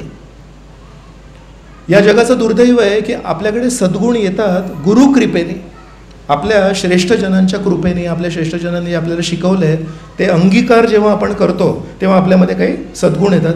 ते सद्गुण जेव्हा आपल्यात येतात तेव्हा कोणीतरी आपली वाहवा करतात आणि तेव्हा आपल्याला हे लक्षात नाही येत की या सद्गुणांचा स्रोत काय आहे. आपल्याला कधी कधी वाटतं आता मी सद्गुणी झालो. मी सद्गुणी झालो नाही, मला सद्गुणी बनवलं, मला सद्गुणीमध्ये रूपांतर केलं. या दोन वाक्यांमध्ये अंतर आहे. मी सद्गुणी झालो नाही आहे. जसं आधी योद्धा असायचे ना, युद्धामध्ये जाण्यापूर्वी चिलखत घालायचे आणि चिलखत घातल्यानंतर त्यांच्यावर कितीही तलवारीची मारहाण झाली तरी लागत नव्हती. तर चिलखत घातलेल्या व्यक्तीला जर हे वाटलं थोडं स्पेशल झालो नाही मी, आता तलवारीचं काय होत नाही आहे माझ्यावर, अरे यांनी तलवार मारली, यांनी तर भाला मारला पण रक्त वगैरे काही झालं नाही, काही इजा नाही झाली, I think I have become special झालो आहे मी. तुम्ही स्पेशल नाही झाले. तुमचे जे शिक्षक होते त्यांनी तुम्हाला शिकवलं होतं की युद्धाला जाण्यापूर्वी चिलखत घालून जा नाही तर मरशील.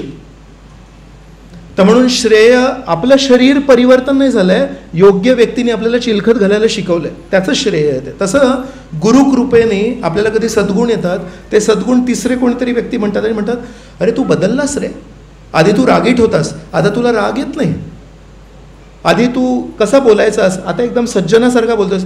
आपल्याला कधी कधी वाटतं अरे वा मी परिवर्तित झालो. परिवर्तित नाही झालात आपण सद्गुणांचं एक चिलखत घातलं आहे आणि ते चिलखत दुसऱ्यांनी आपल्यावर जबरदस्ती घातलं आहे. आपली पण इच्छा नव्हती ते सद्गुणांची चिलखत घालायची, पण विनवण्या करून, पाय दाबून, प्रसाद खाऊ घालून सगळं घातलं आहे आणि ते चिलखत घालून फिरतोय. आणि लोक चिलखताला म्हणतात, अरे आजकाल तुझ्यावर भाल्याचा काही परिणाम होत नाही, आजकाल तुझ्यावर तलवारीचा वार केला तर काही परिणाम होत नाही. आणि आपल्याला पण ते खरं वाटायला लागतं. तर बलरामजी म्हणतायत या व्यक्तीमध्ये ज्ञान सुसंपन्न आहे, पण त्या सर्व ज्ञानामुळे विद्या विनयेन शोभते. विद्यामध्ये विनय जर नसेल तर ती विद्या शोभत नाही. तर म्हणतात या सर्व साधूंनी नेमलं आहे की मार्गदर्शन, या सर्व श्रेष्ठ साधू आहे आणि या सर्व साधूंनी याला दीर्घायुष्य होण्यासाठी याला आशीर्वाद दिले आहेत. पण अशा प्रकारचा हा मार्गदर्शक जो सर्व मान सन्मान स्वीकारतोय पण स्वतः आपल्या गुरूंना मान सन्मान देण्यासाठी तयार नाही आहे. एकमार्गी मान सन्मान, तुम्ही मला मान सन्मान द्या पण मी इतर कोणाला मान सन्मान देणार नाही, हे गुरु नाही आहेत, हे ढोंगी आहेत. तर याला बलरामजी एक विशिष्ट शब्द वापरतात भागवतामध्ये अशा लोकांना म्हणतात धर्मध्वजी. धर्मध्वजी म्हणजे जे धर्माला जाणत नाहीत पण ते फक्त धर्माचा ध्वजा म्हणतात, आम्ही धर्मध्वजी. तर म्हणतात श्रीकृष्ण आणि मी, आम्ही दोन व्यक्ती या जगामध्ये धर्मसंस्थापनार्थाय संभवामी युग, दोघी आलो आहेत. हे क्षत्रियांमधला जो अधर्म आहे तो नाश करायला माझे छोटे भाऊ कार्यशील आहेत, आणि साधूंमध्ये जो अधर्म माजला आहे तो नाश करायला मी जन्म घेतला आहे. आम्ही दोघांनी धर्माच्या स्थापनेसाठी जन्म घेतला आहे. तर हा जो इथे अधर्म चालू आहे की याच्यामध्ये विनम्रता नाही आहे, हा या अधर्माला नाश करायसाठी मी इथे आलो आहे. एक तृणपात घेतात बलरामजी आणि या सर्व साधूंच्या समक्ष, ज्यांनी आत्ताच या साधूला दीर्घायुषी होण्यासाठी आशीर्वाद दिला आहे, त्याच्या गळ्याला तो तृणपात स्पर्श करतात आणि सगळ्यांच्या देखत त्या साधूला मारतात. आणि सगळे 88,000 साधू होते तिकडे. 88,000 साधू म्हणतात, बलरामजी हे तुम्ही काय केलं? आत्ताच आम्ही 2 मिनिटापूर्वी याला दीर्घायुषी होण्यासाठी आशीर्वाद दिला होता. तर बलरामजी काय करतात माहिती आहे? बलरामजींनी यांना का मारलं? विनम्रता नाही म्हणून. बलरामजी तत्क्षण काय म्हणतात माहिती आहे? माफ करा, पण याच्यामध्ये मला तो विनम्रतेचा सद्गुण नाही दिसला म्हणून मी याला मारलं. तुम्ही म्हणताय की तुम्ही याला दीर्घायुष्य होण्यासाठी आशीर्वाद दिले होते, जर तुमची इच्छा असेल तर मी याला पुनर्जीवित करतो, आणि तुमच्याकडून माझ्यासाठी जर काही शिक्षा असेल तर ती पण मी स्वीकारतो. तर बलरामजींची ही विनम्रता बघून ते सगळे साधू परत असे चपापतात. बापरे, बलरामजी म्हणतायत की सॉरी, माझ्याकडून चूक झाली आणि मी याला पुनर्जीवन देतो. मग तेव्हा सगळे साधू परत एकदा भेट घेतात आणि म्हणतात की असं ऐकलं आहे, वडील मुलाद्वारे जगतो. तर वडिलांना मारलं, तुम्ही कधी चूक नाही करत बलरामजी, तुम्ही परमेश्वर आहात, परमेश्वर कधी चूक नाही करत. पण आम्ही असं एक ऐकलं आहे की वडील मुलाद्वारे जगतात, तर याचा एक मुलगा आहे. तर संस्कृत भाषेमध्ये मुलाला म्हणतात सूत. तर म्हणतात रोमहर्षण, आणि रोमहर्षणाचा मुलगा आहे सूत गोस्वामी. तर आम्ही जे सगळे रोमहर्षणाला जे आशीर्वाद दिले होते ते सगळे तुम्ही स्थानांतरित करा, त्याच्या मुलाला द्या, आणि तुम्ही त्याच्या मुलाला आशीर्वाद द्या, आणि त्याला विनम्रतेचा पण आशीर्वाद द्या, आणि त्याच्या मुलाला आपण तेच पद देऊया. आणि म्हणून मग रोमहर्षण या जगातून गेले म्हणून सूत गोस्वामी मग भागवतमध्ये या सगळ्या साधूंना मार्गदर्शन करतात. मग हे का सांगितलं की सर्व ज्ञान आहे पण विनम्रता नाही आहे, बलरामजींनी सहन नाही केली. सर्व ऐश्वर्य आहे पण विनम्रता नाही आहे, तर बृहस्पतींनी सहन नाही केली. याचा अर्थ आपण आपल्या गुरुजनांसमोर किती विनम्रतेने वागायला पाहिजे. प्रभुपदांसमोर आपण जेव्हा नमस्कार करतोय तर त्यामध्ये फक्त हातांचा व्यायाम नाही करायचा आहे, त्याच्यामध्ये आपलं हृदय अर्पण करायचं आहे. श्रीकृष्ण जेव्हा आपण नमस्कार करतो तेव्हा पुशअप्स नाही मारायचे आहेत, तेव्हा हृदय अर्पण करायचं आहे. या वारंवार या गोष्टींना भर देण्यासाठी आपल्या जीवनामध्ये गुरु हे महत्त्वाचे आहेत. शेवटची गोष्ट की या गुरूंना प्रसन्न करायचं असेल तर कसं प्रसन्न करायचं? श्रीकृष्ण भगवद्गीतेमध्ये म्हणतात, तद्विधी प्रणिपातेन परिप्रश्नेन सेवया. 3 गोष्टी सांगतात. एक म्हणजे म्हणतात प्रणिपात. प्रणिपात म्हणजे आपलं सर्वस्व त्यांच्यासमोर अर्पण करायचं, त्यांच्याकडून शिकण्यासाठी प्रामाणिक इच्छा ठेवायची. सोप्या मराठी भाषेत सांगायचं गेलं, कोरी पाटी घेऊन जायची. ज्या पाटीवर सगळं काही लिहिलेलं आहे ती पाटी जेव्हा आपण गुरूंसमोर घेऊन जातो त्या पाटीवर ते बघतात, तर याच्यावर तर बरंच काही लिहिलेलं आहे, त्याचं कोण लिहिणार परत? आपलं कर्तव्य आहे, आपण आपल्या मुलांना जेव्हा शाळेत जातात, पाटी तर आता नसते, नोटबुक असतो. जेव्हा पाटी होती तेव्हा आपण पाटी पुसून जायचो ना, आणि आपल्या मुलांना जेव्हा पाठवतो तेव्हा लिहिलेलं पुस्तक देतो की कोरं पुस्तक देतो? पण आपण जेव्हा आपल्या गुरूंसमोर जातोय तेव्हा आपण आपल्या हृदयाच्या पाटीवर लिहून गुरूंसमोर जातो की आपण कोरी पाटी घेऊन जातो? कोरी पाटी घेऊन जायला पाहिजे. तर प्रणिपात म्हणजे कोरी पाटी. अर्जुन श्रेष्ठ चारित्र्य आहे, श्रेष्ठ कुळामध्ये जन्मलेत, श्रेष्ठ ज्ञान आहे, श्रेष्ठ सौंदर्य आहे, श्रेष्ठ यशस्वी आहेत. अर्जुनासारखे अष्टपैलू व्यक्तिमत्व कोणाचं आहे? पण ते पण जेव्हा भ्रमित झाले तेव्हा म्हणाले प्रणिपात, हे श्रीकृष्ण कृपया मला मार्गदर्शन करा. त्यांनी नाटक नाही केलं. आणि अशा प्रकारे प्रणिपात करून कोरीपाटी घेऊन फक्त कोपऱ्यात बसायचं नाही आहे. कोरीपाटी तुम्ही म्हणाले होते, कोरीपाटी घेऊन आलो. दुसरी गोष्ट आहे परिप्रश्न.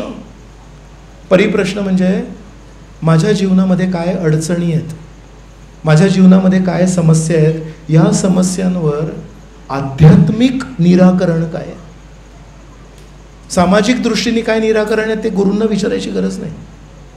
ते वर्तमानपत्रात पण मिळतं. आध्यात्मिक दृष्टीने माझ्या जीवनातली ही जी समस्या आहे याला मी कसं बघू, काय करू जेणेकरून ही माझी समस्या सुटेल. तर कोरी पाटी घेऊन जायची. त्याच्यानंतर दुसरी गोष्ट श्रीकृष्ण म्हणतात योग्य प्रश्न विचारायचे. योग्य प्रश्न विचारणं म्हणजे प्रामाणिकपणे पारदर्शक प्रश्न फक्त विचारायचे म्हणून विचारायचे नाही, किंवा दुसऱ्यांचे प्रश्न आपण विचारून आपलं समाधान नाही करायचं. की प्रश्न विचारायचे तर प्रश्न नाही, स्वतःबद्दलचे प्रश्न विचारायचे. माझी प्रगती कशी होणार, त्यांची प्रगती कशी होणार तर ते विचारतील, त्यांची प्रगती कशी होणार तर ते विचारतील. अनेक वेळा आपण सगळ्यांच्या प्रगतीबद्दल विचारतो, आपण स्वतःच्या प्रगतीबद्दल नाही विचारत. तर परिप्रश्न म्हणजे स्वतःच्या प्रगतीबद्दल प्रश्न विचारायचे आहेत. एकलव्य खूप फेमस आहे भारतामध्ये. आणि त्यांनी जेव्हा गुरुदक्षिणा अर्पण केली द्रोणाचार्यांना, आणि द्रोणाचार्य काय म्हणाले गुरुदक्षिणेच्या वेळेस, अंगठा कापून दे म्हणून, आणि त्यांनी अंगठा कापून दिला. तर काही लोकांना ही त्याची गुरुभक्ती वाटते. किती गुरुभक्ती आहे. द्रोणाचार्यांनी सांगितलं अंगठा कापून दे आणि त्यांनी अंगठा कापून दिला. पण या घटनेच्या पूर्वी काय घटना झाली आहे द्रोणाचार्य आणि एकलव्यामध्ये ते आपण कधी ऐकत नाही आणि ते कधी आपण विचारत पण नाही.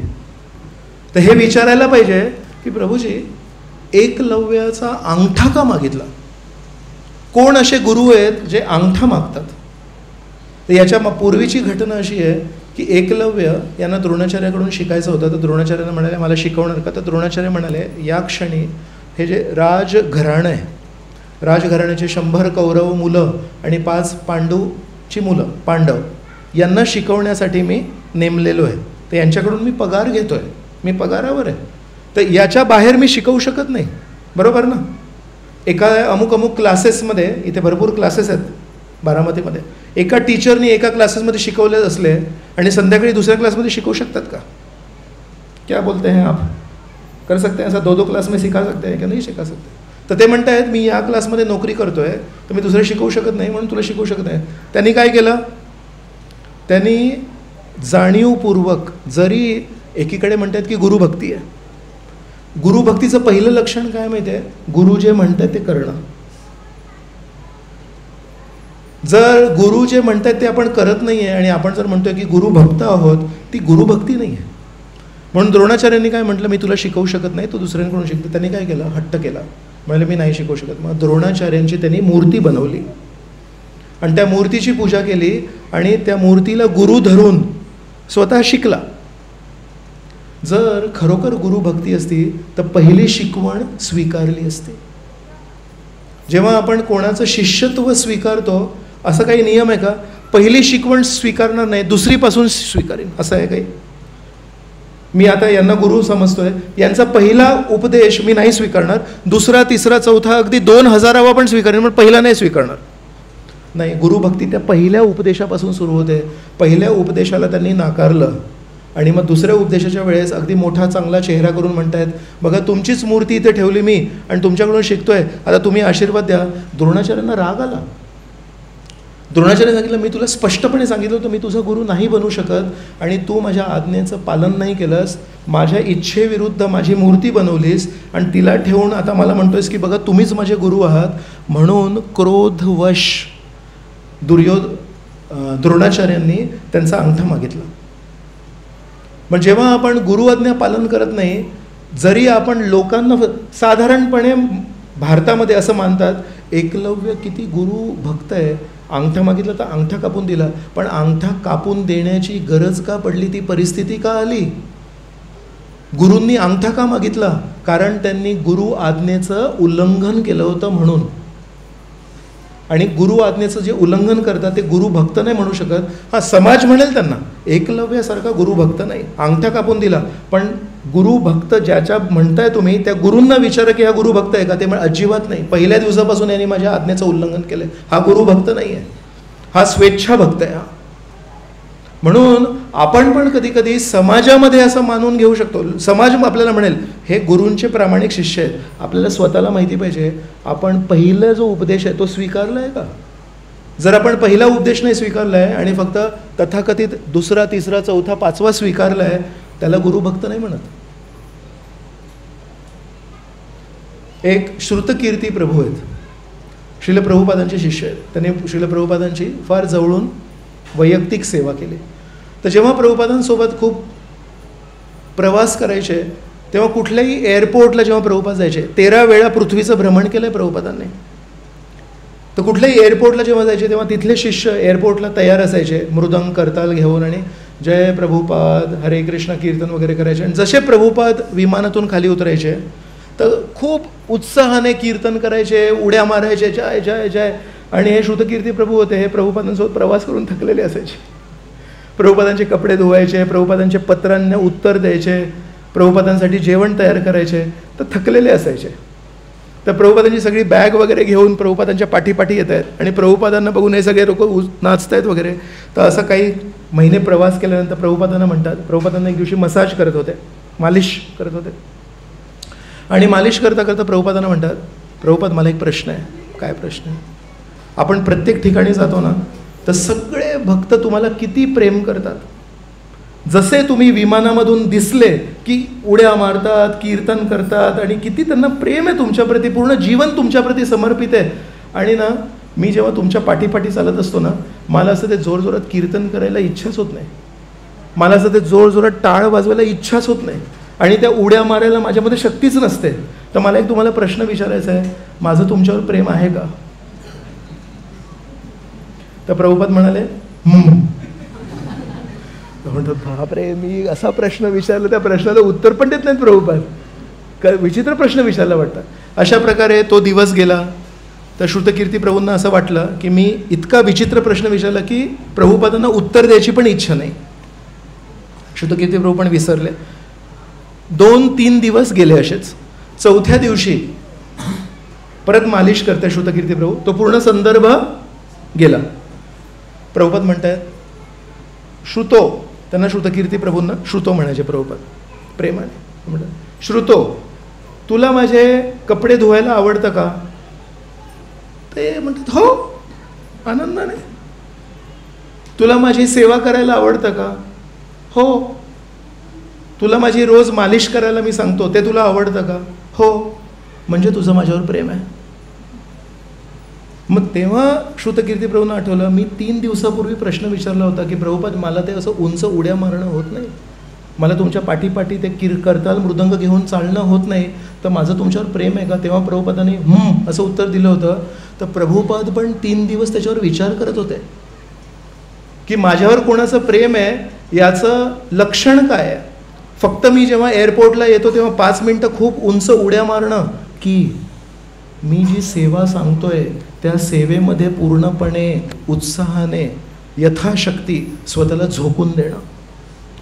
आणि 3 दिवस त्याच्यावर मनन करून प्रभुपादांनी त्याला सांगितलं, जर तुला माझी सेवा करायला आवडतं म्हणजे तुझ्यावर माझं प्रेम आहे. याचा अर्थ प्रभुपादांनी प्रेमाची आपल्याला एक व्याख्या दिली आहे. प्रेमाची व्याख्या ही नाही आहे की आपण प्रेमपत्र लिहू, प्रेमाची व्याख्या ही नाही आहे की आपण आपली वेशभूषा बदलू, प्रेमाची व्याख्या ही नाही आहे की आपण काहीतरी वर्षातून 1 दिवस विलक्षण काहीतरी करू. प्रेमाची व्याख्या ही आहे की आपण दैनंदिन जीवनामध्ये आपण ज्यांना प्रसन्न करण्याचा प्रयत्न करतोय त्यांची आज्ञापालन करू. जर आपण आज्ञापालनच नाही करत आहोत मग सेवा शक्य नाही. जे लोक सेवा नाही करत आहेत ते प्रेम कसं करतील? म्हणून प्रेम हा शब्द ना खूप भावनिक वाटतो आणि श्रील प्रभुपादांनी प्रेम या शब्दाला भावनेच्या स्तरावरून अगदी प्रत्यक्ष स्तरावर आणलं आहे की आपलं ज्याच्यावर प्रेम आहे असं आपण म्हणतोय त्या व्यक्तीसाठी आपण काही त्यांच्या प्रित्यर्थ त्यांच्या प्रसन्नतेसाठी काही करतोय का? त्यामुळे श्रील प्रभुपादांनी स्वतःच्या जीवनामध्ये आपल्या गुरूंप्रती अगदी 1922 पासून वयाच्या 26व्या वर्षापासून ते शेवटच्या क्षणापर्यंत प्रभुपाद या जगातून कसे गेले? श्रील प्रभुपाद या जगातून गेले तेव्हा मोठ्या मोठ्या मंदिरांचं कन्स्ट्रक्शन बघत नव्हते. श्रील प्रभुपाद जेव्हा या जगातून गेले तेव्हा हरिनाम संकीर्तन करत नाही गेले. युग धर्म काय? हरिनाम संकीर्तन. आणि हे कोणी सांगितलं आपल्याला? श्रील प्रभुपादांनी सांगितलं. पाश्चात्य देशांमध्ये हरिनाम कोणी प्रसार केला? श्रील प्रभुपादांनी केला. तर श्रील प्रभुपादांना माहिती आहे की हरिनाम संकीर्तन हे युग धर्म आहे? माहिती आहे. पण श्रील प्रभुपाद या जगातून कसे गेले? शेवटच्या क्षणावर मध्ये पलंगावर झोपलेले आहेत, बोलता येत नाही आहे, इथे एक मायक्रोफोन आहे आणि त्यांना गुरूंनी 1922 सांगितलं होतं, तुला जर शक्य असेल तर इंग्रजी भाषेमध्ये पुस्तकांचं भाषांतर कर. या जगातून प्रभुपाद जेव्हा गेले तेव्हा काय करत होते? करताल मृदंग घेऊन युग धर्म हरिनाम संकीर्तन नव्हते करत, राधाकृष्णांची आरती नव्हते करत, नवीन कुठल्या पुस्तकाचे संपादन नव्हते करत, गुरु आज्ञा पालन करत होते. संस्कृत भाषेतलं भागवत स्कंद क्रमांक 10 अध्याय क्रमांक 14 त्याचं भाषांतर करत होते. का? कारण मी शिष्य आहे आणि त्या भावनेमध्ये, शिष्याच्या भावनेमध्ये गुरु आज्ञा पालन करत करत या जगातून. म्हणजे 1922 जेव्हा श्रील प्रभुपादांना आज्ञा दिली त्या दिवशीपासून या जगात जेव्हापर्यंत होते तेव्हा शेवटच्या क्षणापर्यंत प्रभुपादांनी गुरु आज्ञा पालन केलं. तर किती ह्या ना एक खूपच गोड बाजू आहे श्रील प्रभुपादांची, की स्व उदाहरणाने सांगितलं, श्रीकृष्णांच्या मागे पळवू नका, राधाराणींच्या मागे पळवू नका, पण आपल्या गुरूंनी आपल्याला जे आदेश दिले आहेत, गुरूंनी आपल्याकडून जी अपेक्षा केली आहे त्याला जर आपण धरून ठेवलं, त्यांना जर आपण आज्ञापालन केलं तर त्याच्यामध्ये आपलं आध्यात्मिक यश आहे. श्री चैतन्य महाप्रभूंना प्रकाशानंद सरस्वती विचारतात, काय हो तुम्ही 24 वर्षाचे संन्यासी, तरुण संन्यासी आहात आणि तुम्ही वेद पठन करायला पाहिजे. आम्ही बघा सगळे वाराणसीतले संन्यासी आहोत, आम्ही शास्त्र वाचतो आणि तुम्ही काय असे भावुकांसारखे रस्त्यावर संकीर्तन करतायत. तर श्री चैतन्य महाप्रभूंनी काय उत्तर दिलं? म्हणतात, गुरु मोरे मूर्ख देखी कोरीला शासन. माझ्या गुरु महाराजांनी, ईश्वरपुरींनी मला मूर्ख बघितलं आणि म्हणाले, तू ना मूर्ख आहेस, तुला वेद वगैरे काही कळणार नाही आहेत, तू वेद पठन करू नको, शास्त्र वाचन करू नको, तू हरिनाम संकीर्तन कर. तर त्या दिवशीपासून ना गुरु आज्ञा पालन करून मी हरिनाम संकीर्तन करतोय. मला जर गुरु महाराजांनी दुसरी आज्ञा दिली असती तर मी ती केली असती. माझ्या गुरु महाराजांनी मला सांगितलं तू हरिनाम संकीर्तन कर, म्हणून मी हरिनाम संकीर्तन करतोय, सॉरी. तर श्री चैतन्य महाप्रभू म्हणतात गुरु आज्ञा पालन, श्रील प्रभुपाद म्हणतायत गुरु आज्ञा पालन. तर याच्यातून आपल्याला एक खूण होत आहेत की येत्या शुक्रवारी जेव्हा बलराम जयंती आहे तर सर्व गुरूंचे आदी गुरु कोण आहेत? बलरामजी. त्या दिवशी आपण बलरामजींबद्दल चर्चा करणार आहोत, पण त्या दिवशी आपण बलरामजींना एक प्रार्थना करू शकतो. तुम्ही कसं, हे जे आपले बलरामजी आहेत इथे उभे आहेत, त्या बलरामजींचे 2 हात आहेत, त्या 2 हातांवर काय निशाणी आहे कोणी सांगणार मला? हा जी, एका हातामध्ये या बाजूला जो हात आहे त्याच्यामध्ये त्यांचा एक गदा आहे, त्यांचं शस्त्र आहे, आणि दुसऱ्या हातामध्ये आहे नांगर. त्याला प्रभूजी हिंदीमध्ये म्हणतात हल, म्हणून बलरामजींचं एक नाव आहे हलधर. श्रीकृष्ण पण काय करतात? श्रीकृष्ण एका हातामध्ये बासुरी असते आणि कधी कधी सुदर्शन चक्र पण असतो. तर बासुरी भक्तांसाठी आणि सुदर्शन चक्र राक्षसांसाठी. त्याचा गदा आहे ते राक्षसांना मारण्यासाठी आहे आणि नांगर कोणासाठी आहे? भक्तांसाठी आहे.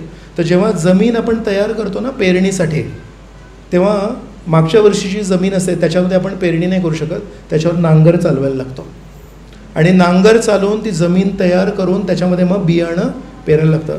तसं श्रीकृष्णांचं भक्ती लतेचं जे बीज आहे, बियाणं आहे, ते आपल्या अशा या खडतर जमिनीवर पेरण्याआधी त्याची नांगरणी करायला लागेल. आणि नांगरणी न करता जर बियांची पेरणी केली तर त्या जमिनीचं काय होणार? त्या बियांचं काय होणार? काही फायदा नाही. म्हणून श्रीकृष्ण आपल्याला प्रेमभक्ती देणार आहेत, श्रीमती राधाराणी आपल्याला प्रेमभक्ती देणार आहेत, पण ती प्रेमभक्तीचं जे बीज आहे ते या अशा खडतर जमिनीवर जर आपण टाकलं तर त्याला अंकुरित नाही होणार. ते अंकुरित होण्यासाठी एकदा या खडतर जमिनीवर नांगरणी करायला लागते. म्हणून बलरामजींच्या हातामध्ये नांगर आहे, तर बलरामजी आपल्या या जमिनीवर आधी नांगर फिरवतात.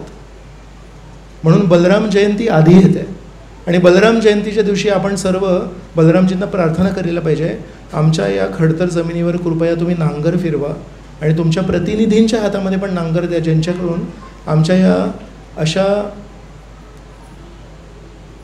भावना शून्य कठोर हृदयामध्ये शुद्ध भावना निर्माण होण्याची काहीतरी शक्यता होईल. तर आधी बलरामजी नांगर फिरवतील, त्याच्यानंतर जन्माष्टमीच्या दिवशी श्रीकृष्ण येतात आणि बीजारोपण करतात कृष्ण भक्तीचं.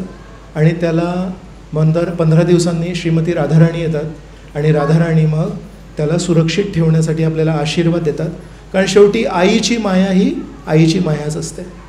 अशा प्रकारे बलराम, कृष्ण आणि राधाराणी हे तिघही मिळून आपल्या सर्वांच्या कल्याणासाठी या जगामध्ये येतात आणि आपल्याला आध्यात्मिक जगतामध्ये नेण्यासाठी वारंवार प्रयत्न करतात.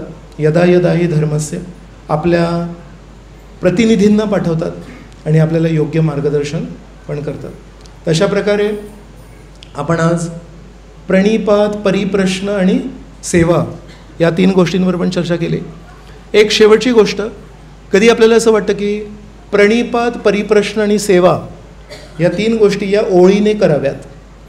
कारण श्रीकृष्णाने गीतेमध्ये सांगितलं, ठीक आहे मी प्रणिपात केलं का, काही प्रमाणात केलं. प्रश्न विचारले का, काही प्रमाणात प्रश्न विचारले. मी सेवा करतोय का, काही प्रमाणात सेवा करतोय. जर आपण खरोखर प्रणिपात केला आणि त्या प्रणिपात कोऱ्या पाटीच्या अवस्थेमध्ये जर चांगले प्रश्न विचारले तर आपल्याला उत्तरं मिळतील. आणि ती उत्तरं आपण त्या कोऱ्या पाटीवर लिहून घेऊ आणि त्या उत्तरं जी मिळाली आहेत त्या अनुसार सेवा करू. म्हणजे आपल्याला जे उपदेश मिळाले, आपल्याला जे मार्गदर्शन मिळालं त्यानुसार आपलं जीवन जगण्याचा प्रयत्न करू. त्यांनी परत आपल्याला प्रणिपात करण्यासाठी गोडवा लाभेल. पहिला जो प्रणिपात केला तो केवळ श्रद्धेच्या आधारावर केला. आपल्याला आपले गुरु म्हणत होते म्हणून आपण तो प्रणिपात केला. पटला नव्हता तो प्रणिपात. कठोर आहे प्रणिपात, कठीण आहे प्रणिपात. कोणाच्या समोर मस्तक खाली झुकवणं सोपं नाही आहे आपल्यासाठी. पण कोणा वैष्णवांना बघून थोडा प्रणिपात केला, त्याच्यामुळे थोडे परिप्रश्न केले, मग त्याच्यामुळे थोडी सेवा केली. आता ती जी सेवा केली ना त्या सेवेला जर प्रामाणिकता असेल तर लगेच गोडवा चाखतो आपण. हृदयामध्ये जे श्रीकृष्ण आहेत ते आपल्याला आपल्या जपामध्ये गोडवा देतात. प्रामाणिक सेवा केली याने, प्रामाणिक प्रणिपात केला याने, यांनी प्रामाणिकपणे स्वतःमध्ये बदल घडवण्यासाठी परिप्रश्न केलेत. तर त्या सेवेतला जो गोडवा आहे तो गोडवा आता आपल्याला अजून समर्पण करण्यासाठी प्रेरणा देईल. आता आपल्याला जबरदस्तीने समर्पण करण्याची गरज नाही. म्हणून ती सायकल आहे, प्रणिपात, परिप्रश्न, सेवा. आणि त्या प्रामाणिक सेवेतून जो गोडवा निर्माण होईल, म्हणेल अरे मी इतकासं समर्पण केलं होतं त्याच्यातून इतकासा गोडवा आला, आता तो गोडवा चाखल्यानंतर ना अजून समर्पण करण्याची इच्छा होते. मग परत आपण प्रणिपात करतो, मग परत परिप्रश्न करतो, परत सेवा करतो, परत अजून गोडवा लागतो. अरे हे समर्पण जे आहे ते तिखट समर्पण नाही आहे, हे कडू समर्पण नाही आहे. या जगामध्ये आतापर्यंत जेव्हापर्यंत समर्पण केलं होतं माझं शोषण झालं होतं. आतापर्यंत जेव्हापर्यंत मी समर्पण केलं होतं त्याच्यामध्ये कटू अनुभव आले होते. मी कोणाप्रती समर्पण केलं होतं आणि त्या व्यक्तीने मला काय दिलं, विश्वासघात. म्हणून पहिल्यांदा जेव्हा वैष्णवांच्या संगतीमध्ये आपण समर्पण हा शब्द ऐकतो ना तो कानांना खूप छळ करतो. नका प्रभूजी दुसरे काहीतरी कथा सांगा, समर्पण समर्पण, शरणागती शरणागती नका म्हणू. पण तुम्हाला सांगू का, आध्यात्मिक जीवनामध्ये जेव्हापर्यंत आपण समर्पण नाही करणार, शरणागती नाही करणार, तेव्हापर्यंत आपण गोडवा चाखूच शकत नाही. तोच तर चाखायचं आहे. म्हणून पहिलं जे समर्पण केलं ते एका अर्थाने कोणीतरी दुसरे कोणीतरी करतायत त्यांना बघून आपण समर्पण करतो. पण दुसऱ्यांदा जेव्हा आपण समर्पण करू ते अनुभवाने करू, तो गोडवा चाखल्याने करू. आणि तेव्हा जेव्हा परत परिप्रश्न होईल त्याच्यामध्ये विश्वास असेल, तेव्हा जेव्हा सेवा होईल त्याच्यामध्ये विश्वास असेल, त्या सेवेतून परत एकदा गोडवा लागेल. अशा प्रकारे प्रणिपात, परिप्रश्न, सेवा, परत प्रणिपात, परिप्रश्न, सेवा, परत प्रणिपात, परिप्रश्न, सेवा. अशा प्रकारे आपण हळूहळू हळूहळू भगवंतांसाठी काय अनुकूल आहे अशा प्रकारे आपली चेतना विकसित करत जाऊ. तर श्री गुरूंचं आपल्या जीवनामध्ये काय स्थान आहे? श्री गुरूंचं जीवनामध्ये स्थान केवळ दीक्षेसमयी नाही आहे. मग ज्यांना असं वाटेल की दीक्षा घेतली म्हणजे आता आपलं समर्पण झालं, नाही. दीक्षा घेतली म्हणजे समर्पणाची सुरुवात झाली. समर्पण आहे ना प्रसंग नाही आहे, समर्पण प्रवास आहे. समर्पण अमुक दिवशी, अमुक वेळी, अमुक ठिकाणी नाही होत. समर्पण जीवनाचा प्रवास आहे. समर्पणाचा जो स्तर आहे किंवा समर्पणाचं खोलपण आहे तो बदलत जातो. समर्पण पहिल्या क्षणापासून शेवटच्या क्षणापर्यंत समर्पण करायचं आहे, फक्त त्याची मात्रा बदलत जाईल. म्हणून असं वाटतं कामा नये की ज्या दिवशी मी दीक्षा घेतली त्या दिवशी समर्पण केलं, आता पण समर्पण करायची गरज आहे. नाही.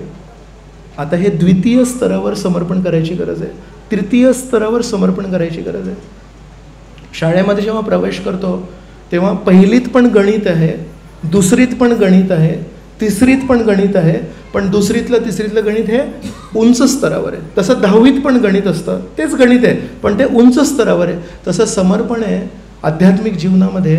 पहिल्या वेळेस, पहिल्या क्षणी जेव्हा आपण प्रामाणिक होण्याचा प्रयत्न करू त्या दिवशी आपल्याला समर्पण करायला लागेल. तेव्हा तो आध्यात्मिक जीवनाचा मधू आपल्याला चाखता येईल आणि मग हळूहळू हळू अधिक समर्पण, अधिक गोडवा, अधिक समर्पण, अधिक गोडवा असं करत करत या जीवनाच्या शेवटच्या क्षणी जेव्हा यमदूत येतील तेव्हा हात वर करून सर्वस्व अर्पण करून जर आपण समर्पण केलं आणि श्रीकृष्णाला म्हटलं, हे श्रीकृष्ण मी तुमचा. ज्या प्रकारे अजामिळाने आयुष्यभर पाप करून पण जेव्हा यमदूत आले तेव्हा एक लक्षात आलं, आता कोणी काही मला वाचू शकत नाही, नारायण नारायण नारायण. पण ते नारायण नारायण नारायण म्हणण्यासाठी आयुष्यभर नारायण म्हटलं त्याने, आपल्या मुलांना उद्देशून म्हटलं पण म्हटलं. तशा प्रकारे जीवनाच्या शेवटच्या क्षणी जेव्हा यमदूत येतील, उद्या पण येऊ शकतात. आपल्यामधून कोणीही सांगू शकत नाही की उद्या आपण राहू की नाही. म्हणून समर्पण हे आज जर आपण सुरू केलं तर यदा कदाचित जेव्हा केव्हा यमदूत येतील तेव्हा कमीत कमी ऐकलं असेल की शेवटच्या क्षणी हात वर करून पूर्ण सर्वस्व समर्पण करून परमेश्वराचं नामस्मरण करायचं आहे. कमीत कमी आज आपण जर ऐकलं हे, कधी ॲक्सिडेंट होऊ शकतो, कधी सर्पदंश होऊ शकतो, कधी आपण पायऱ्यांवरून घसरू शकतो, कधी काही अपघात होऊ शकतो. तर त्यावेळेस कमीत कमी आपण हात वर करून समर्पित भावनेमध्ये म्हणू, हे श्री गुरु, तुम्ही श्रीकृष्णांचे प्रतिनिधी आहात, तुम्ही जे काही आम्हाला करायला सांगितलं ते यथाशक्ती यथामती आम्ही करण्याचा प्रयत्न केला. त्याच्यामध्ये भरपूर दोषही होते पण प्रयत्न प्रामाणिक होता. तर त्या प्रामाणिक प्रयत्नांना बघणारे श्रीकृष्ण आहेत सारग्राही. तर आपली ती आशा आहे, आपल्यामध्ये पावित्र्य नाही पण आपल्यामध्ये प्रामाणिकता असली पाहिजे. श्रीकृष्णांना आपल्याकडून पावित्र्याची अपेक्षा नाही आहे पण श्रीकृष्णांना आपल्याकडून प्रामाणिकतेची अपेक्षा आहे.